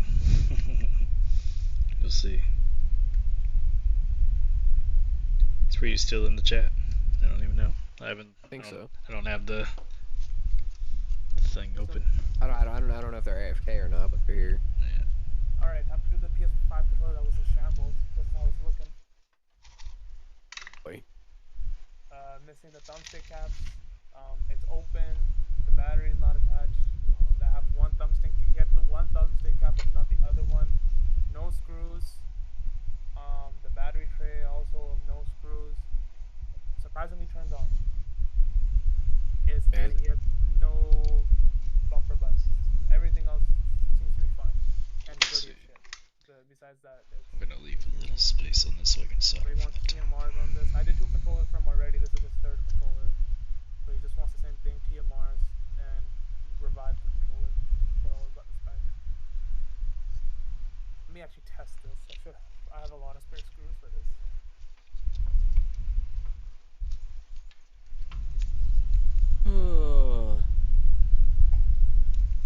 Big old box of screws. I have so many more PS2s I need to do. This guy's drowning successfully.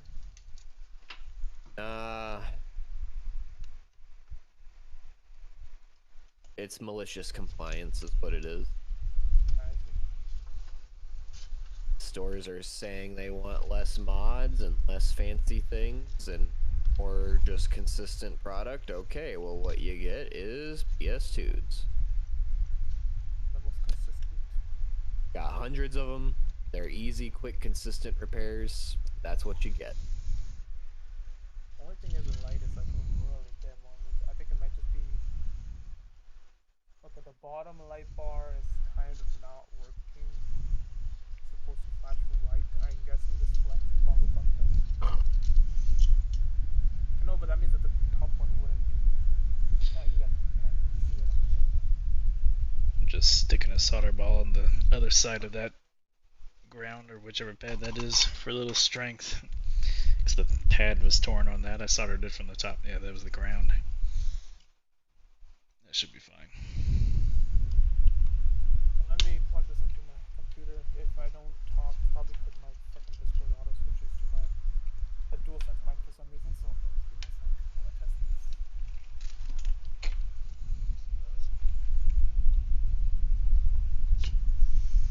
Alright. Go, man, go. That was all the caps. Let's see. Anything else I want to touch up while I'm here? I don't know. That doesn't look too bad.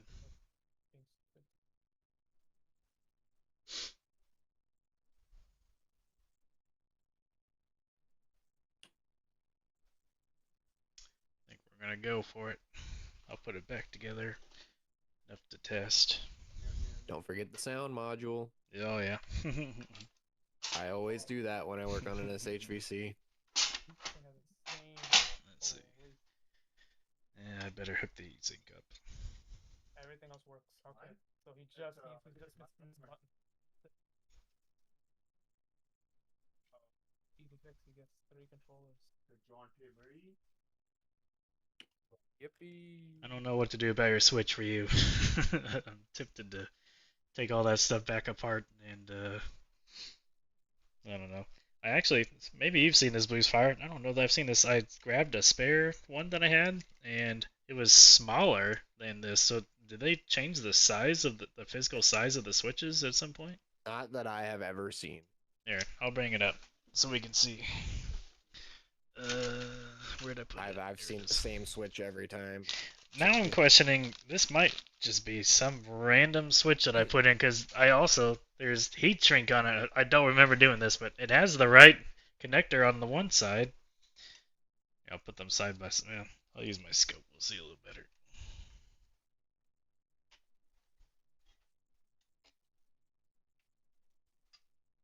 So, that's the standard one.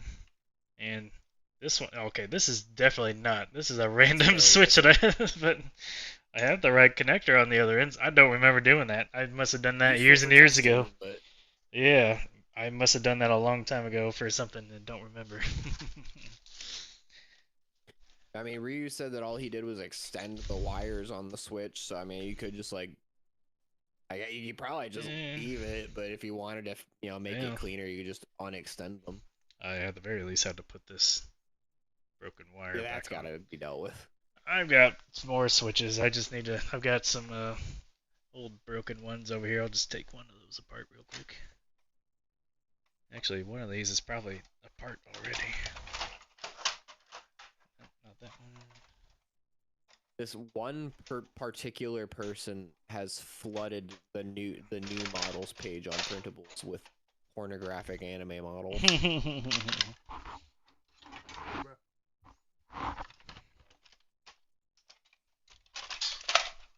Here we go.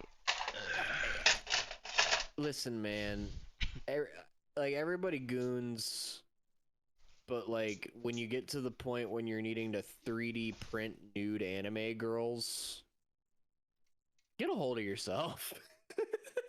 Yeah. You know, like That switch looks terrible. I'm not gonna use that. it's just a little far in my mind. Yeah.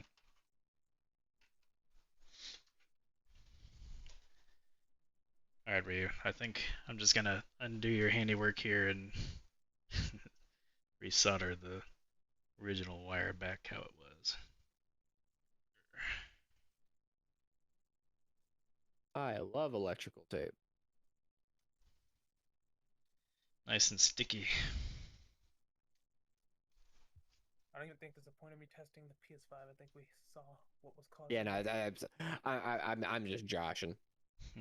Heat shrink is obviously like the way to go, but electrical tape will get the job done if you got nothing else. It works fine. I've done it plenty. Yeah, I've applied my fair gosh. share of electrical tape. Say that much.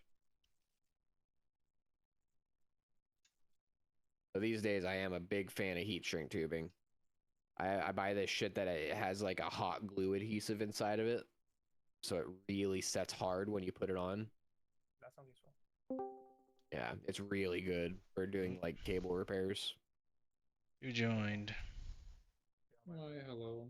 What is the repair today? A controller? As usual. S- Finished the PS5. I did 2 controllers. I have a third one, and then I have 2 more. Sandalphon. Is that a Wii? This? No, it's a Super Nintendo. Yeah. Oh, okay. A Wii. Little I saw the older. little white card and I'm like, it could be, but I don't. That motherboard does not look like a Wii from my experience. Kind of just going off the size. I mostly do PlayStation stuff. Get out of there, little wire. This one, hopefully he didn't mess anything Ugh. up. Let's see. I want to fling solder in my eye.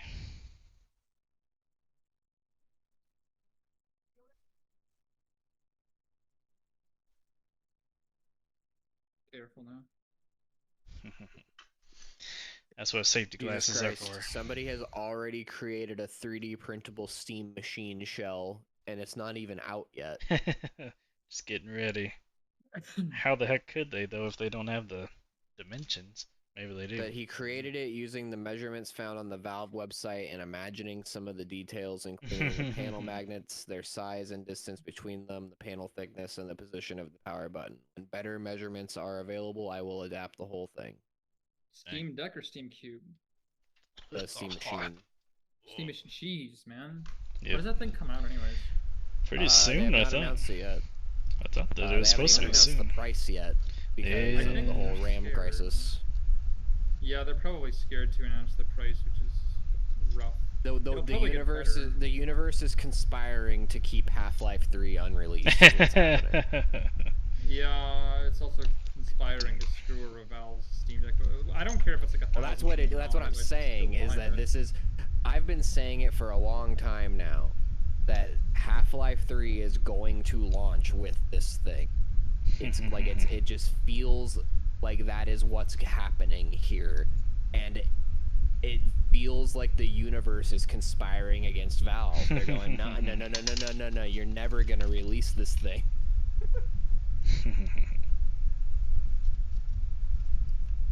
It must really suck for them. They have a bunch of Steam controllers packed up, ready to be sold that they just can't put prices on yet right now because they can't fucking.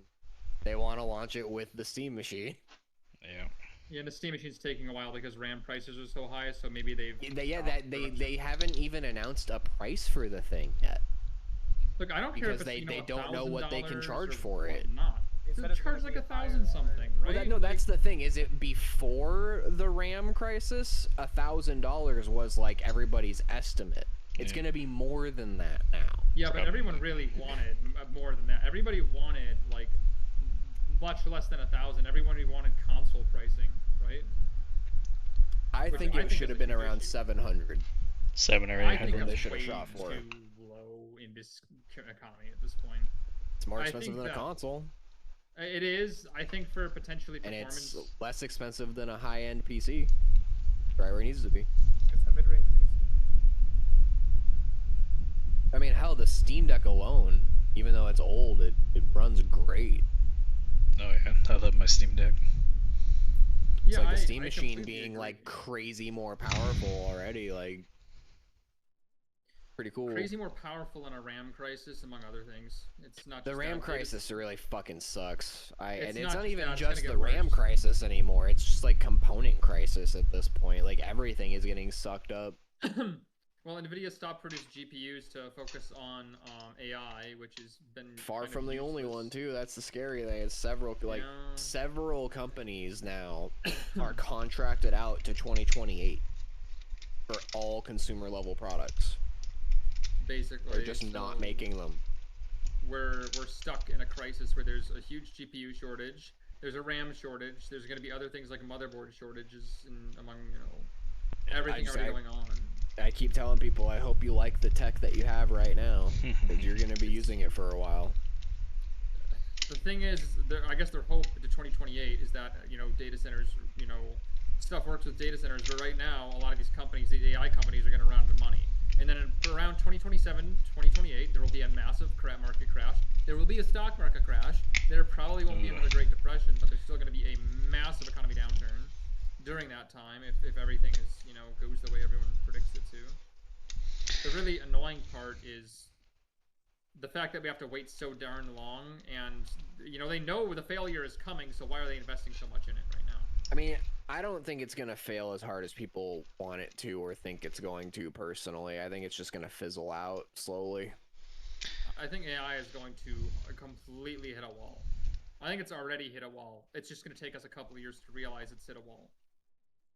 And either we're right going to now hit what they're breakthrough. chasing is AGI. What's that? It's not even AI, They're chasing. It's everything. artificial general intelligence, where it's like Yes. like proper act, like no longer just being an LLM is the vibe of AGI. Like it's actual intelligence.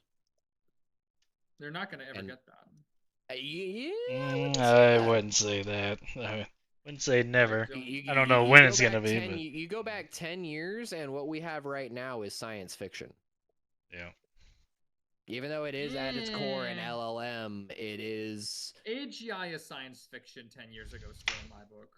I mean, yes, because it's more advanced than what we have now, so of course it's science fiction. But like what we have right now compared to what we had 10 years ago in terms of AI is like mind-blowingly advanced. Like it's like if I went back 10 years ago and told somebody, "Hey, there's going to be this app on your phone where you can just talk to a computer and it'll be able to scrub the entire internet and give you information as if it's a person," they'd be like, "You're fucking smoking crack. That's not going to happen. That's science fiction." As early as Like- 2016, though, we knew AI was kind of in development, so it was only a matter of time. I would say if you went back a little longer, that you would call this science fiction. I mean, I guess, but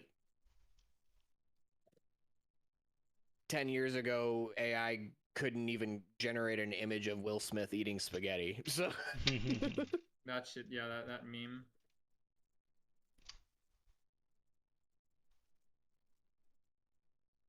I didn't. What's that? I think that's why so many people didn't take it seriously for a long time, was when it was in its infancy, it didn't seem like it was actually going to become anything. Well, we And fortunately it have actually some has, very I smart think there's a people. lot of genuinely good uses for AI. That's one of the reasons I'm hoping it doesn't have a complete crash, is I don't want to see it like just completely I think disappear. I want to I see it think the get best utilized better. uses I think the best uses are going to be particularly only in mathematics and sciences. I think if it's anywhere near law, the world will end. I do not think I we're enjoy going to it as nuke a each other. repair technician, because if something like, if something is like, if I'm trying to learn about something that I know is well documented, it's the best way to get a quick like a crash course on it, you know? Like That's I still fair. go through I go through the information it provides me and double check it any way that I can to make sure it's not bullshitting me, because I'm aware that it's a professional bullshitter, right? But like, that's what I'm ChatGPT. saying. Like when you know something is extremely well documented, but the information is just very scattered across the internet, it is amazing at aggregating that for you. That's completely fair. I like it for factual things. I like it for job work things. I think again it needs to stay the hell away from anything political whatsoever. You can't have this anywhere near law. That's my biggest opinion. Also, artistic assistance with generating initial ideas is not a terrible thing to save artists time in the concept stage. But actually using it past any sort of conceptual stages is horrible. But aside from that, I think it's a fantastic tool. I use it daily at my work. It definitely works well with coding, among other things. Yeah. I just snapped a post. No, but it was bound to happen eventually with this thing. Probably. Yes, or Oh, these wires are not long enough now. Ugh. Okay. Just for testing, I'm gonna put my old rusty looking one in here. Old rusty.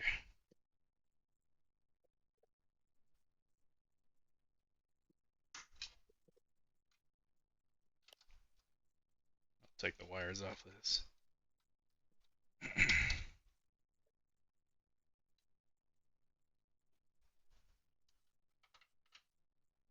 Putting this back a lot more than what I have to test, but confident. You gotta be confident, right? Go for it. oh yeah. Yeah, I definitely shouldn't be banned, but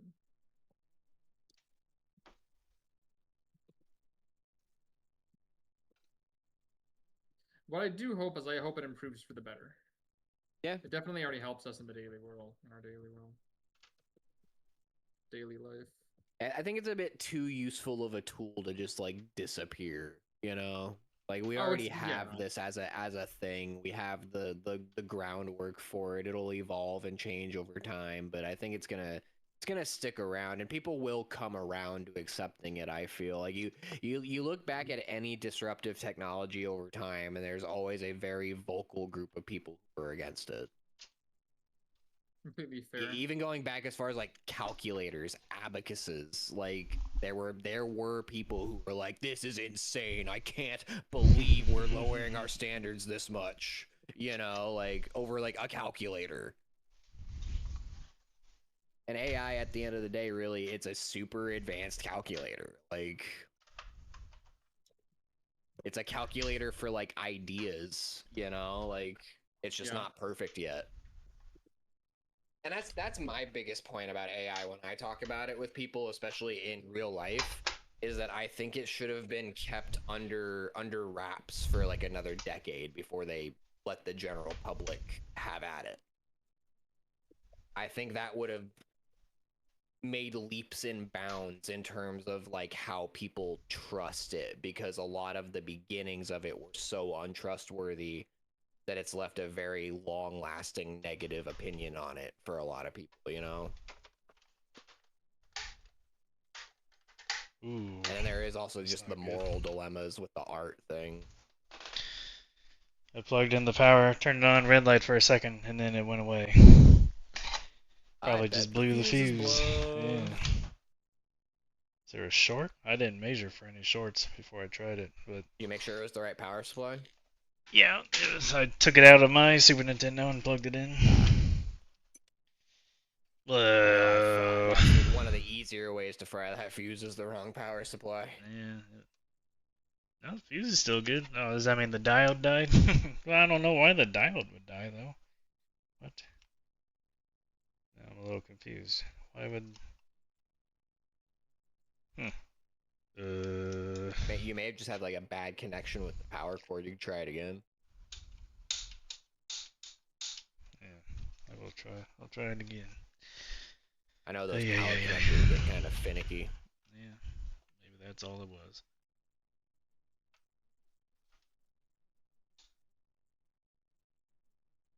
I don't see any smoke coming out, but yeah, there's no LED now.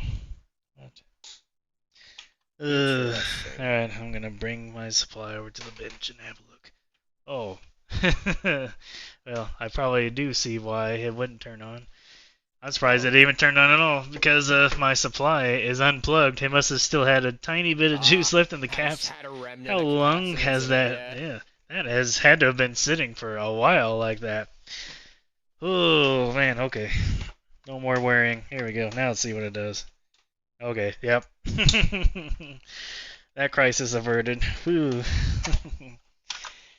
I can't believe. Yeah, my supply's probably been sitting unplugged for a month. I don't know.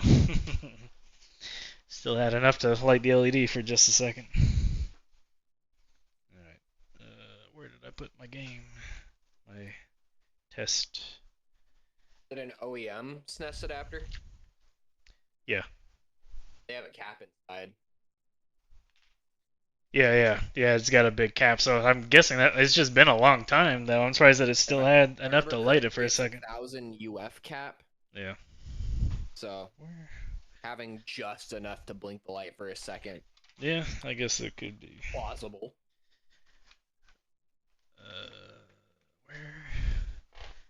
Where did I put my test game? It's actually a great example to tell somebody who, like, Yeah. isn't scared of CRTs, you know? Yeah. Like, even a tiny little 1000 UF cap can still have some fucking voltage in it after a month. Like, Yep. So Discord's third-party vendor ID verification system just got hacked. it sure did.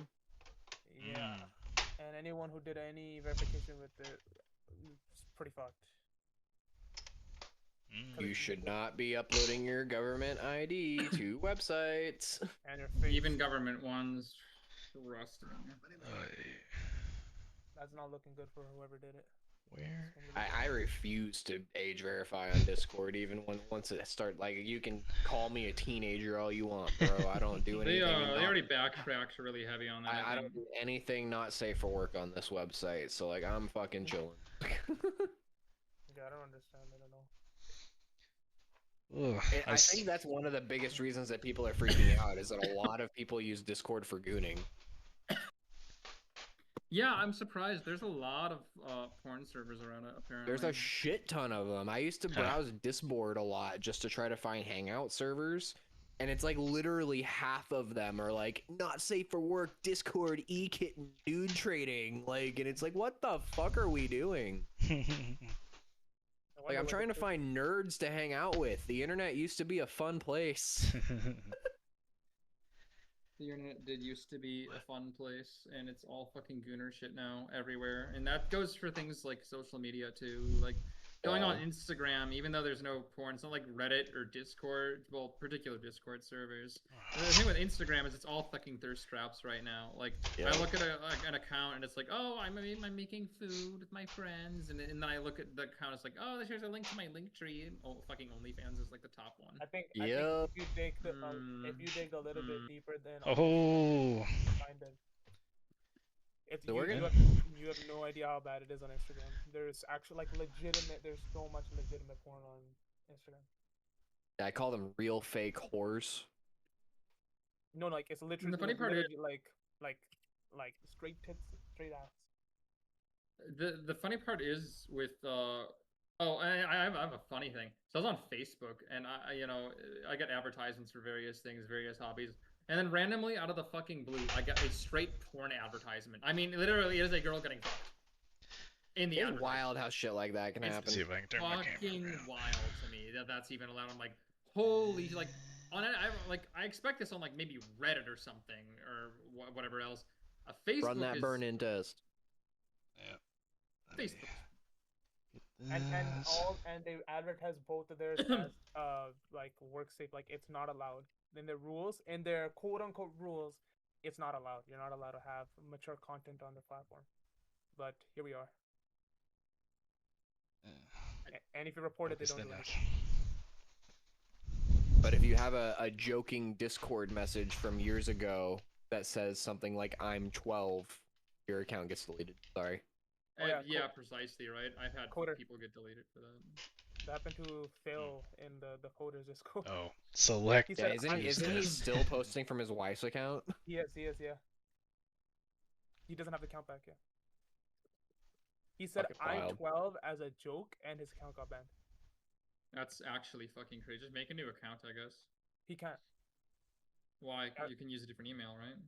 I think he's like, I don't know why. Another one. I'll pass. Let's see if everything looks good. I honestly, I mean, I haven't watched it enough to pick out super specific things. There might be. I have watched this entire testing in its entirety hundreds of times. If there's something wrong, I can tell you. It's been a while since I worked on it. Oh, actually, is there any sound? There should be. It should be playing an Oh. unused Zelda song. There is no sound. I wonder if the sound that's an module's issue. bad. It should be. I don't know why you don't. You know, there are 2 caps inside of the sound module. Yeah. I've got other sound modules. I can slap one in there real quick. Yeah, no sound. It's one of those things that a lot of people actually forget about when they recap Super Nintendo's. The SHVC has 2 caps inside that thing. There's also there's also between 1 and 3 electrolytic capacitors inside of the RF modules. Nobody changes those except for me, I think. I know. Like, sometimes You I can think I'm take the that. only one Yeah, that I've knows never about them. taken that apart before. I know about removing the RF module because of removing you have to do it to replace the power port, right? And so all you do is pop the lid off of it, and then you can look inside of it and be like, oh yeah, there's electrolytic caps in there.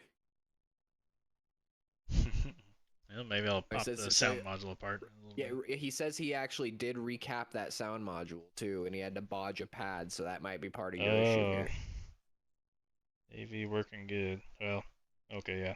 If you can hear us for you, yeah, no sound. Oh yeah, I forgot it runs again, doesn't it? Yeah, it just loops. Well, wait, doesn't this have a sound test actually? Ooh. Sound You alright? module test. Yeah. Fucking piece of shit.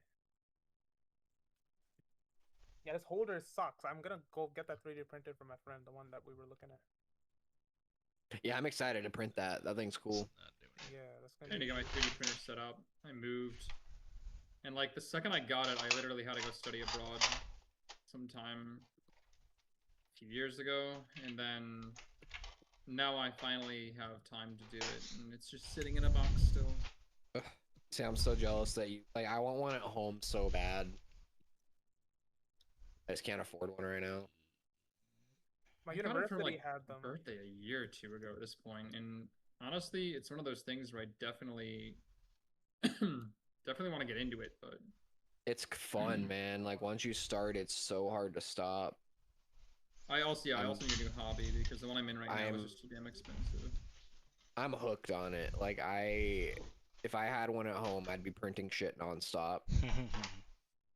I could probably make some good money selling shit too. Like People do buy I've gotten good at tuning the profiles and shit to print out shit really nice at this point. I've gotten pretty good at shipping as far as like things go. I do a lot of shipping and a lot of packing, so I'm hopeful I though hate that doing I'm keeping my eye on like Bamboo Web and Elegoo's websites. oh yeah, for sales Try- because bamboos yeah. are nice, man. Trying to keep See, an eye out for a really good. If I could get a good deal on the same P1S combo I have at work, I would fucking pull the trigger on it in a heartbeat. Like, see, I've got an Ender 3. So that was more of like a solid entry printer that I've heard good things about. I'm very spoiled at this point since I started with Started the with the P1S. P1S. Gosh. Yeah, Yeah, you're spoiled. But I will say, I mean, I had my growing pains with it, particularly not the moment I started using sunlu filament instead of bamboo's filament. I learned the hard way that not every print will come out perfectly until you tune a profile. So I had to spend like 3 days doing calibration and test prints and fine tuning my profile for the Sunlu PETG, and like now it's printing just as good as the bamboo stuff, but I got a taste of what it's like to have to fucking sit there and print shit nonstop and calibrating settings until it works. What I can But the tell. quality I'm getting out of this Sunlu PETG now is, I mean, it's almost as good as bamboo, if not just as good. So Is there any reason why you switched to filament? Is this cheaper? 5 kilogram spool for $60, when a kilogram is usually like 20 to 30. You have to desolder this thing to get into it? All the metal tabs around the edges? You should be able to just pop off the shielding. on Oh, the there other is side. another. There's another. Okay. I Yeah, haven't been in There's one 2 of these bits in a of long shielding. time. Yeah. Actually, I've only ever been into 1.1, so it was when the box of almonds was working on one years ago, probably. But yeah, Tans, the setup we have at work right now is that the AMS, the automatic dryer and filament management system thing, it's containing all of our fun fancy filaments, like the see-through filaments and anything I need to do like multi-material prints with. But then anything that doesn't need to be pretty, can be one solid color and doesn't need multi-material, it just goes straight to the 5 kilogram Sunlu spool. I see. It's like for functional prints that don't need to be pretty. I see. Because I didn't want to keep like I wasted a little bit of the translucent filament on some shit for people, and I was like, yeah, I don't like how that feels, because this shit's so cool. It feels weird. Like I printed a fucking shower drain shim for one of my coworkers out of translucent gray PETG, and I'm like, that felt like a waste.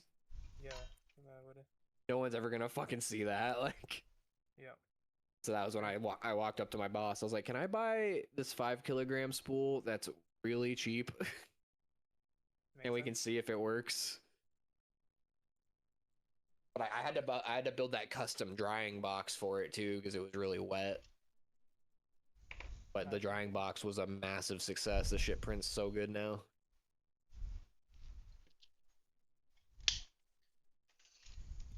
And like I was telling you earlier, that drying box has turned out to be very useful for drying circuit boards and shells and preheating stickers for removal. Yep. Dude, I'm telling you, it actually works way better than it has any business working. Yeah. Like I pulled those PS2 motherboards out of it after drying them today. The whole motherboard is nice and warm to the touch. Like you can be so confident that there's no liquid left. Like, That's good.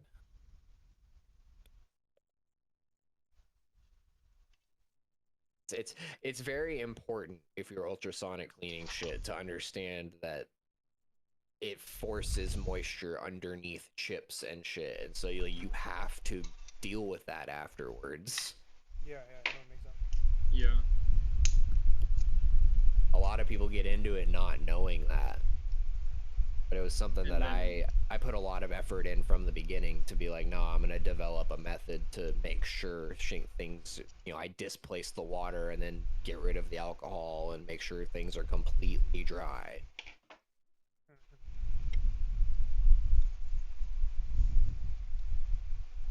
And I would say my system works pretty well. I have ultrasonic cleaned basically every game system I own personally, several of my own game cartridges, my entire keyboard PCB. Everything still works great years later. I've taken things apart and re-inspected. Not a single trace of corrosion, anything anywhere to be seen. Dang. One of these days, I'll finally get the one going that you convinced me by. Blues Fire. It's still sitting over there collecting dust. You see, mine is set up. I just don't have the water yet. Yeah. I don't have a means of getting good amounts of RO or distilled water yet, so trying to figure that out. But I also I need to buy cap kits and shit. I finally got a replacement soldering iron for my station though. Oh, there you go. I had broken the ceramic core of the one I was using. It's like it still technically worked, but I had to like crank it up to 480 to get like 375 out of it because broken core. I didn't like not having, you know, I don't like having non-accurate temperature numbers. Yeah. So I had to order a replacement heating wand element for the IU hot air station we have at work that my boss is going to use.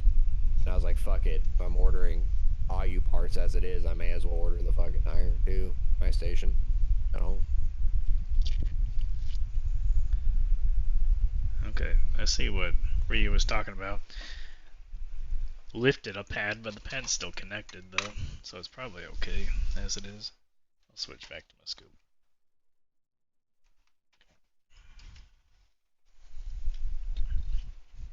That's the one that's lifted right there, but Ah, okay, yeah. it's still connected. I think that's alright. Just flood it with solder again. I didn't see anything wrong with Ryu soldering on this, so That's where the capacitor goes, correct? yeah. Okay. And just eyeballing it, I don't see any other obvious issues on this, but I know that these go bad too sometimes. They sure can. Yeah.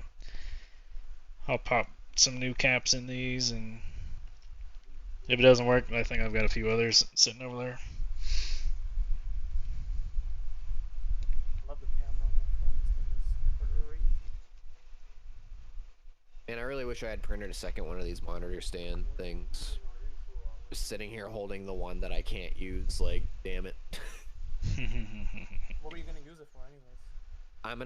I set up that tiny monitor between my two main monitors. I want to set it up vertical instead of horizontal.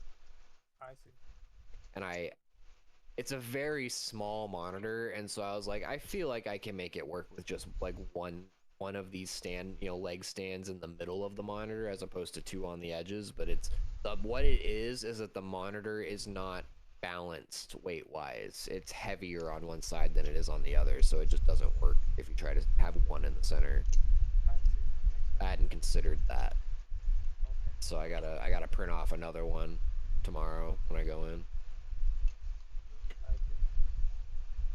But they printed so well that I'm not concerned. They should print great again for the second run. Yeah, you're showing me the screw. Dude, I'm sitting here just like running the screw back and forth. It's so impressive how good that is for like a 3D printed screw should not work anywhere near as well as it does. And what's actually really interesting is I forgot to turn on the high detail.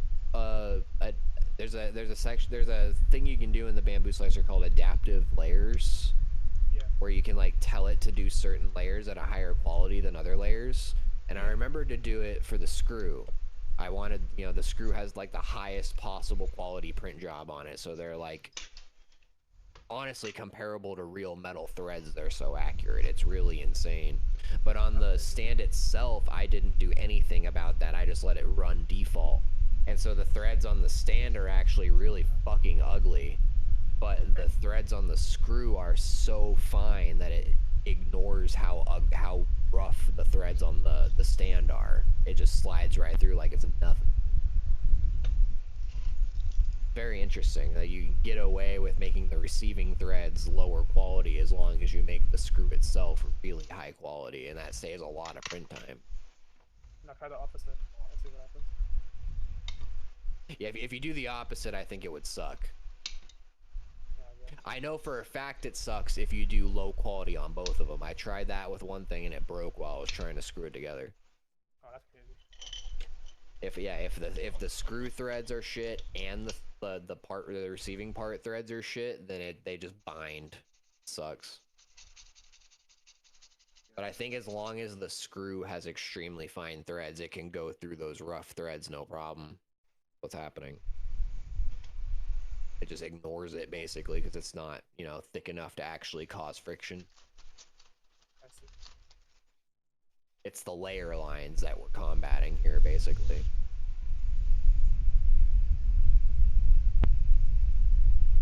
I've learned so much about 3D printing in the last 2 months.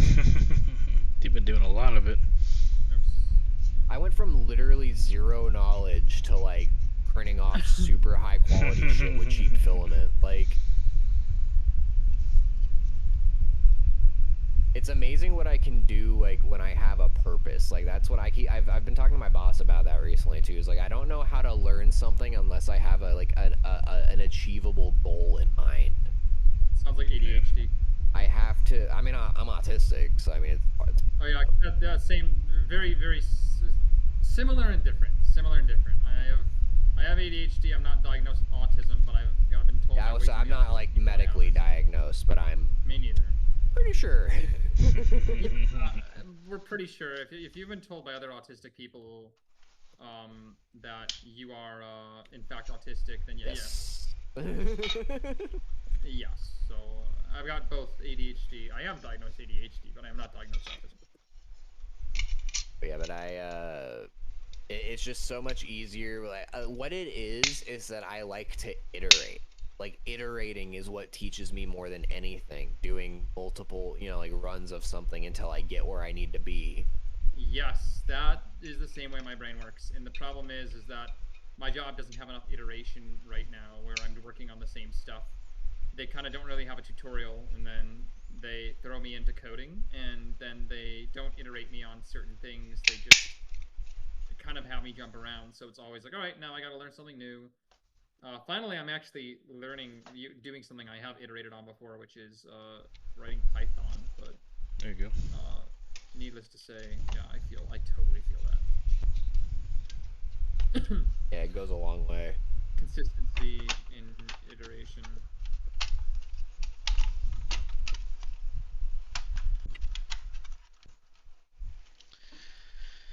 Alright. If it doesn't work this time, I'm not gonna screw it in. Let's see what it does. He learned his lesson, folks. We were 90% of the way there, Blues Fire. I wasn't expecting the sound to not work of all things. At least it's not a PS5. I had like 2 out of the 6 PS5s that I did recently. Fucking, I had assembled full, like all the way, like probably 6 times each, and just never learned my lesson. They're always. I hear they're nightmares. Not only to just like with the assembly, but also for finding issues and fixing. Yeah, they're a pain. They're pain depending on what the issue is specifically. Like some issues. I will say, I'm quite lucky that the ones I dealt with were specifically just dry spots on the APU and heatsink and HDMI ports. I got very lucky in that regard. Yeah, yours have always been. I've always seen you. I do have 2 of them that have errors. There was that one that we talked about with the error that's like unknown. Like could be lots of things. Oh, was it the 10255? 10. It was the one that I thought was going to be the SSD controller, but then you were like, "Oh, that's the one that there's not a lot of information on, and it could be like a lot of things." And you told me I should UART it. Yeah, 108.255. That one, if it's throwing that when you're in a game and it crashes. Yeah, that usually from I've heard is that's a core defect on the APU. So that one's just fucked then. But you can check I think what I said was just check the. Yeah, because it's easy to hook up to UART. Yeah, just check the UART and see once to make sure it's not the SSD controller, because that code does come up sometimes with the faulty SSD controller. Right. So yeah, next time I'm doing a run of PS5s, I'm gonna hit that one with the UART and see what it says. Yeah, just do that, and then you can confirm. If you get nothing in the UART, just call it quits. I think I only need like 2 or 3 more PS5s to come in before I can do another run. If you get any code on that related to XPDE or air factor, like power air factor, just call it quits. Don't waste your time on it. Gotcha. I do need a couple partsers anyway, so I'm not too upset about that. Also a good source of some extra liquid metal to have on hand. Yeah. I think I'm done with this control. It's been a bit since I've done any soldering, but I did get a new soldering iron recently after my pine sol cracked in half. What did you get? I don't even know how. What did you get? I'm trying to remember. I'm ready to go take a look. It's right next to me, actually. I'll go grab it when I'm done with this game. Let us know. Is it station? Not a station. It's kind of like a portable station. Is Not it a like- Finercy HS02? That sounds about it. Not a station though. Yeah. If it's what is it? FNIR SI. Yeah, Finercy. Yep. Yep, that's the one. That was recommended from some people here. I used it I think once or twice to do some work to How's it been so desolder far? some things and resolder some things. It was great. It's been great so far. Did you get the Honestly. larger tip one or the small? Did you get the A or the B variant? I don't know. These tips look pretty thin though. Some of them are. This is the box. Ordered. I haven't tried ordering it again yet. But I Ordered want it it from so bad. As soon as I saw a video of it being like somebody soldering to it after using it, I was like, "Oh my god, you can do that!" Yeah, it drives. So you can use it Like as you a can pad. like that is the premier way to do pad and trace repair. Then like that's like there's nothing that beats that in my mind. That's like I need to get my hands on it. Yeah, You could literally do picture perfect trace repairs if you were patient enough with it. Yeah, portion buy of from an the- alley seller. You can buy big, like, What's our screen?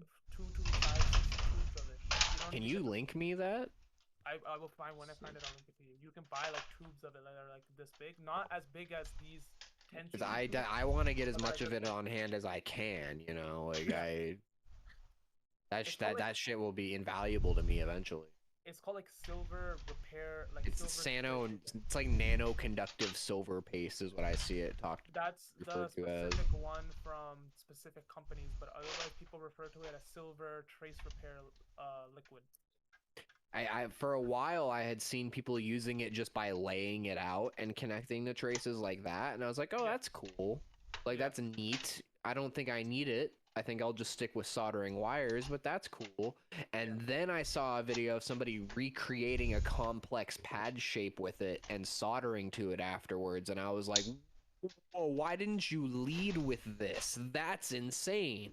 The fact that this is a paint that I can cure and then solder to, Yeah. like that's incredible.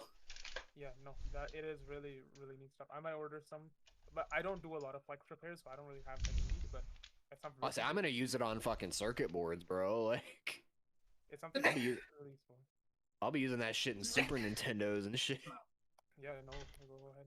I'll link you if I can find the tube again. I'll link it to you because And I saw that would be like great. generic ones. You might have to play around and order from some different sellers because everyone has their own.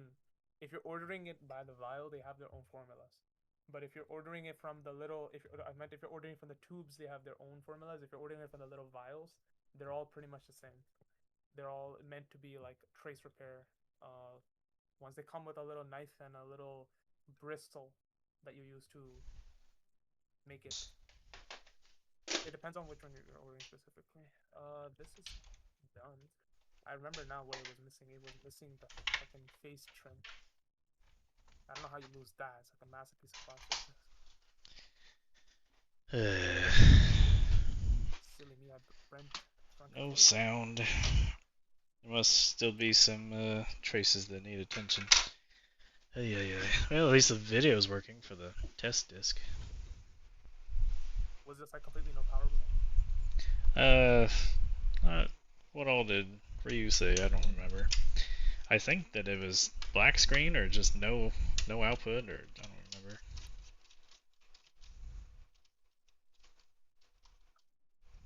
Okay, at least I can give this guy's controllers back tomorrow. I have 2 more left. The 2 that I have left are modded. So there was no video, but there was audio. No way, really? Now it's the opposite. There's video but no audio. Well, I wonder. There should be sound with the test disc. Maybe just for sanity's sake, I'm gonna plug in my Super Nintendo and maybe my TV's just not outputting sound for some reason.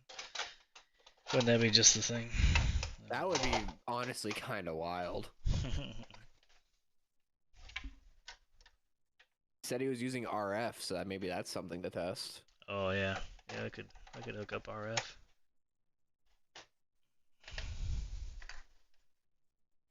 see. I'll try this first.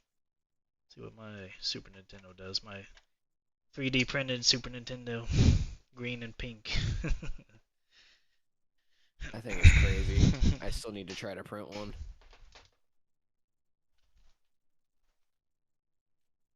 I should wait. I should print it with the 0.2 millimeter nozzle. Fucking like what? Yeah. Make it like a 14-day print. I did a 0.4. I have a 0.6 that I've been using as my main, but I ordered the 0.2 for like fine detail. I think it's gonna make the battery covers better. When does it start doing the sound? I thought it started doing it like pretty much immediately after it goes through the first screen. It's as soon as it starts doing the video test, it starts playing the song. There's no sound. What? Is it my TV? No way. Could it be your cable? That'd be weird if it was my cable. I mean, I was just playing. I'll try a different cable and plug into the front input. What the heck? Why would there be? If it actually is your TV, that's gonna be insane.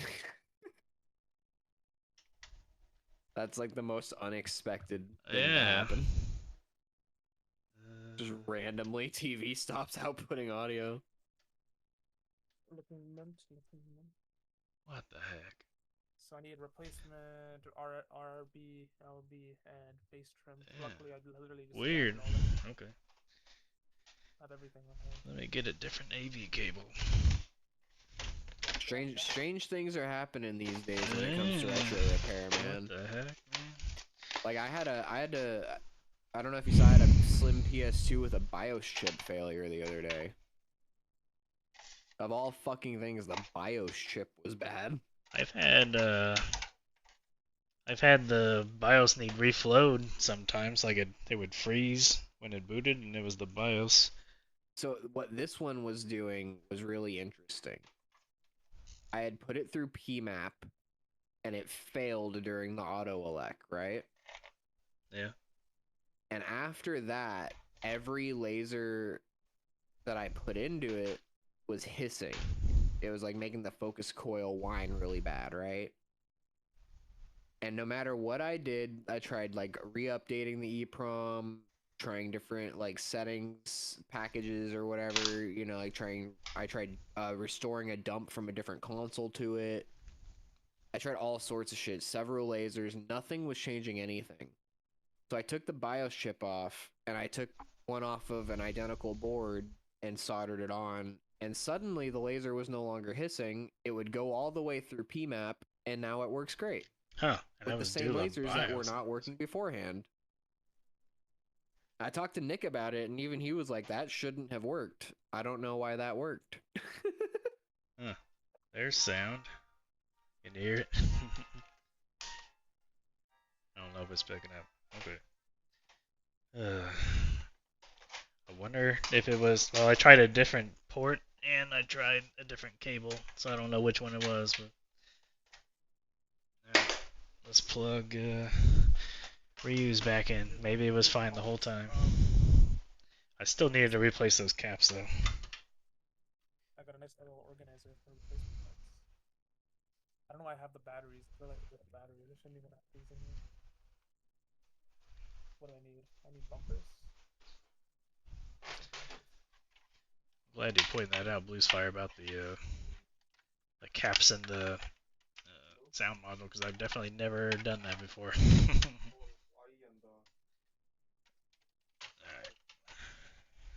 Dang it, where did I set the game? Oh, there it is. That's not the right one. That's not the right one. I hate the fact that there's different revisions to these buttons, man. Holy. That's not the right one. Do I not have the right ones? I was forgetting something. Power switch. Oh my god, do I not have the right bumper buttons? That'd be crazy if I didn't.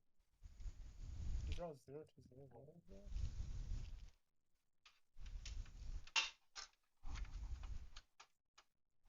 Where would I get replacements from? I don't even have them.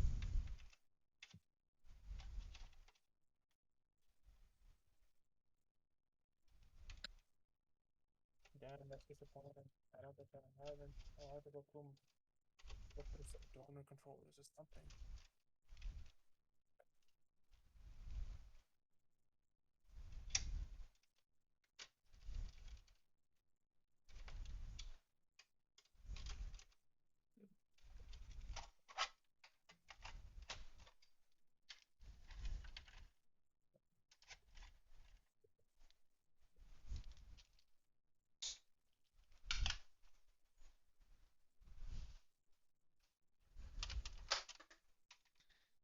Alright, let's hear that glorious, glorious sound. Come on.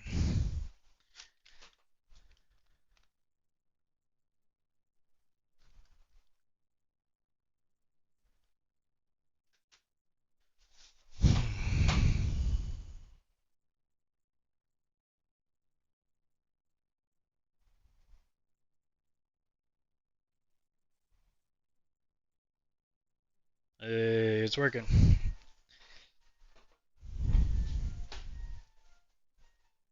I'll turn the camera back around.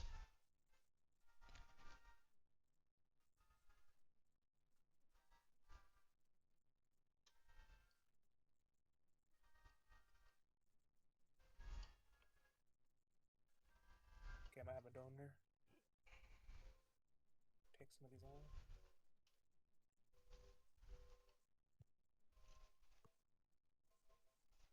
Maybe you don't go to the correct one. It's not. Damn it. I don't have the right RBLB buttons. Womp.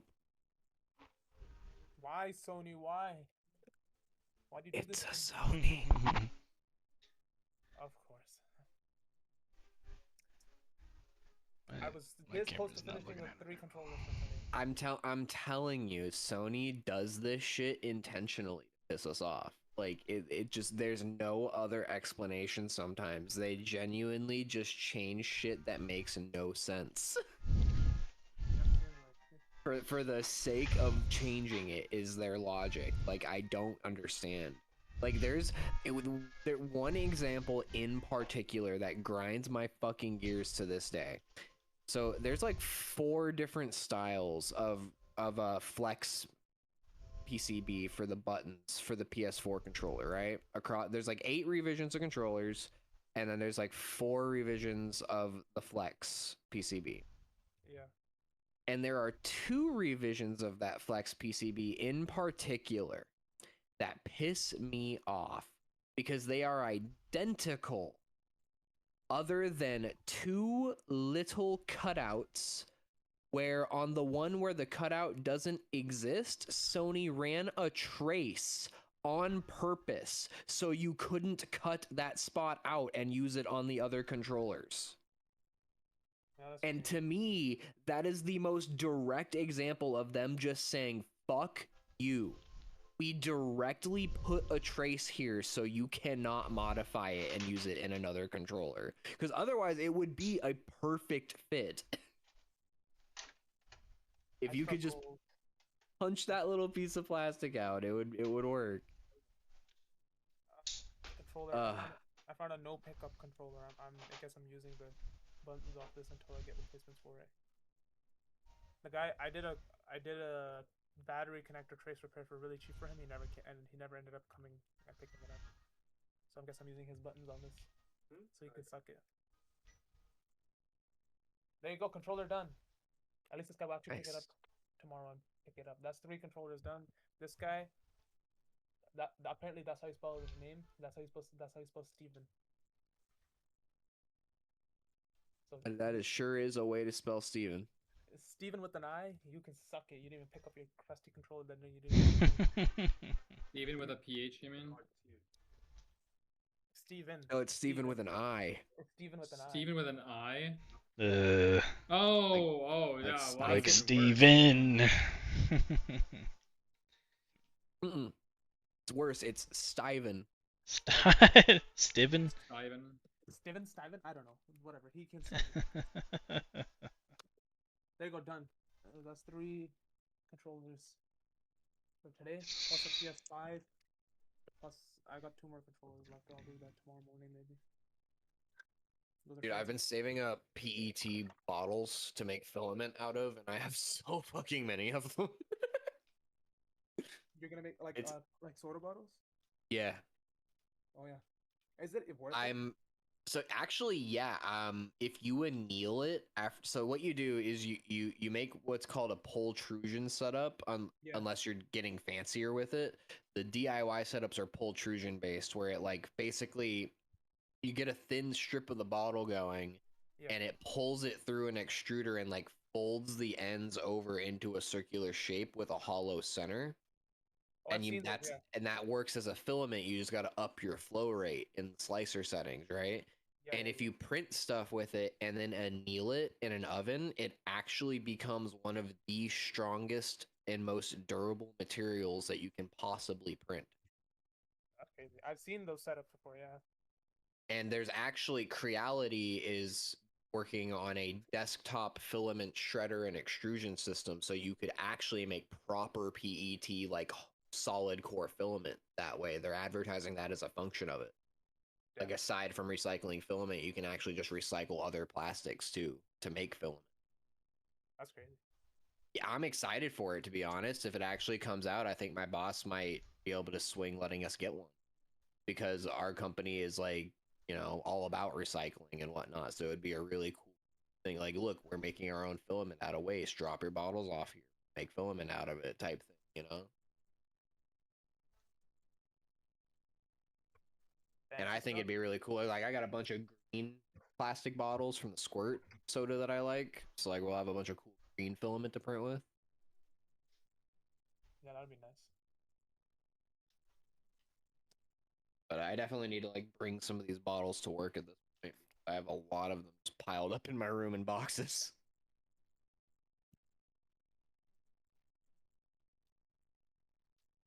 Clean up my phone real quick. The screen's dusty. Crusty screen. They have ported the Duke Nukem GBA Advance game to PC. Thought I saw that a while ago. Everything will ultimately be ported to PC. It's just a matter of time. But this is just this is such a level of like inception that's crazy because this is a Game Boy Advance down make of Duke Nukem 3D, which was a PC game, and now it has been ported back to PC. That's just so silly. Like, Welcome to modern world.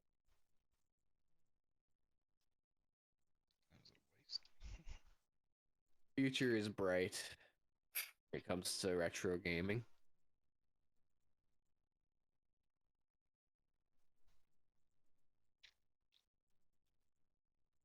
I actually have another PS5. Damn it! I have these two computers I need to work on. It's actually so stupid. I got too much random stuff. I'll take a crack at the computers tomorrow. I don't want to tear apart a power supply and throw it in another one, another thing.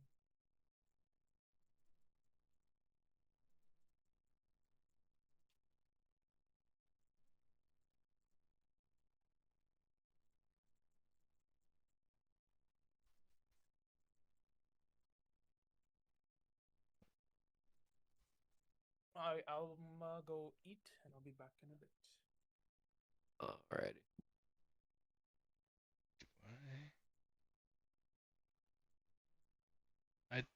What? I don't have the flippers? Are you serious? I thought that you had to have the flippers. Oh, really? Oh, I can tell it's been a long time since I played A Link to the Past. Ocarina of Time was always my favorite Zelda, but this was the first one that I played.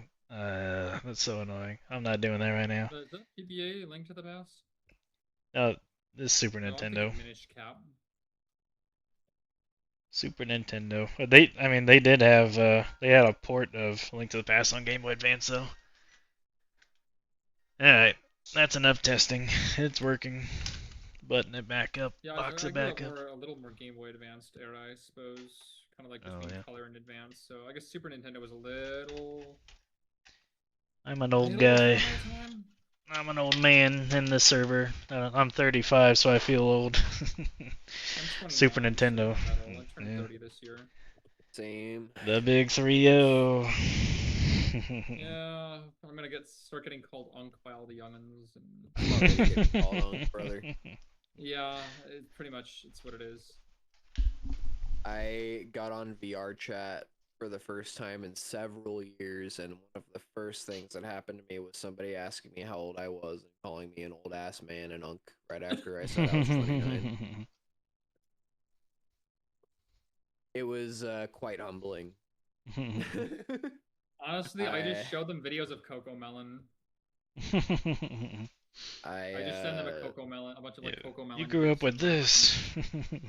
I kind of struggle with the thought of being the age that I am. Every time I think about my age, it is news to me. Everybody I know who's around my age is kind of like 5 to 10 years younger to a degree. Except for the ones having kids right now.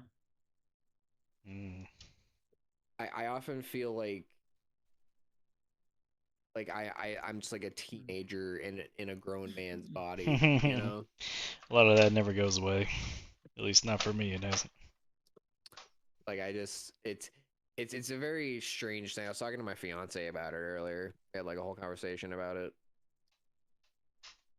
It's very weird state of being. Like it gets and it's only getting weirder is what's happening. It is only getting weirder. I think about like every time I see things that are like relating to like things that like things from 20 years ago in my brain are things from the 80s. But no, it was 2006. Like, oh my god. 20 years ago was 2006 is wild. Thinking that I'm already 30, it's like, 2006 is what 1986 was to us in 2006. Stop, Bluesfire. Yeah, I know. It's like that it crazy. breaks my fucking brain. How has 20 years passed? Yeah. It's one of those things that like I sit here and think about it so much. Oh yeah. I broke a post, so I couldn't put this screw back in. It'll be okay though. Where? Toddy's need it. I want to put one more in.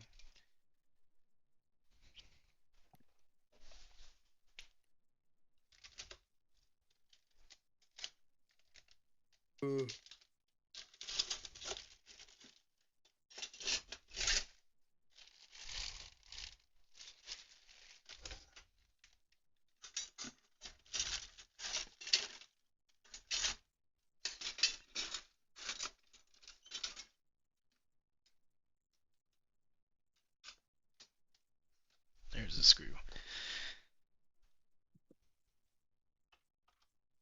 I think I'm gonna be proposing soon in May, so yeah, like that whole idea of actually getting married and everything that comes after is starting to come into view, which is why I'm trying to enjoy as much hobby spending as I can now, because the Japanese women are known to control the budget.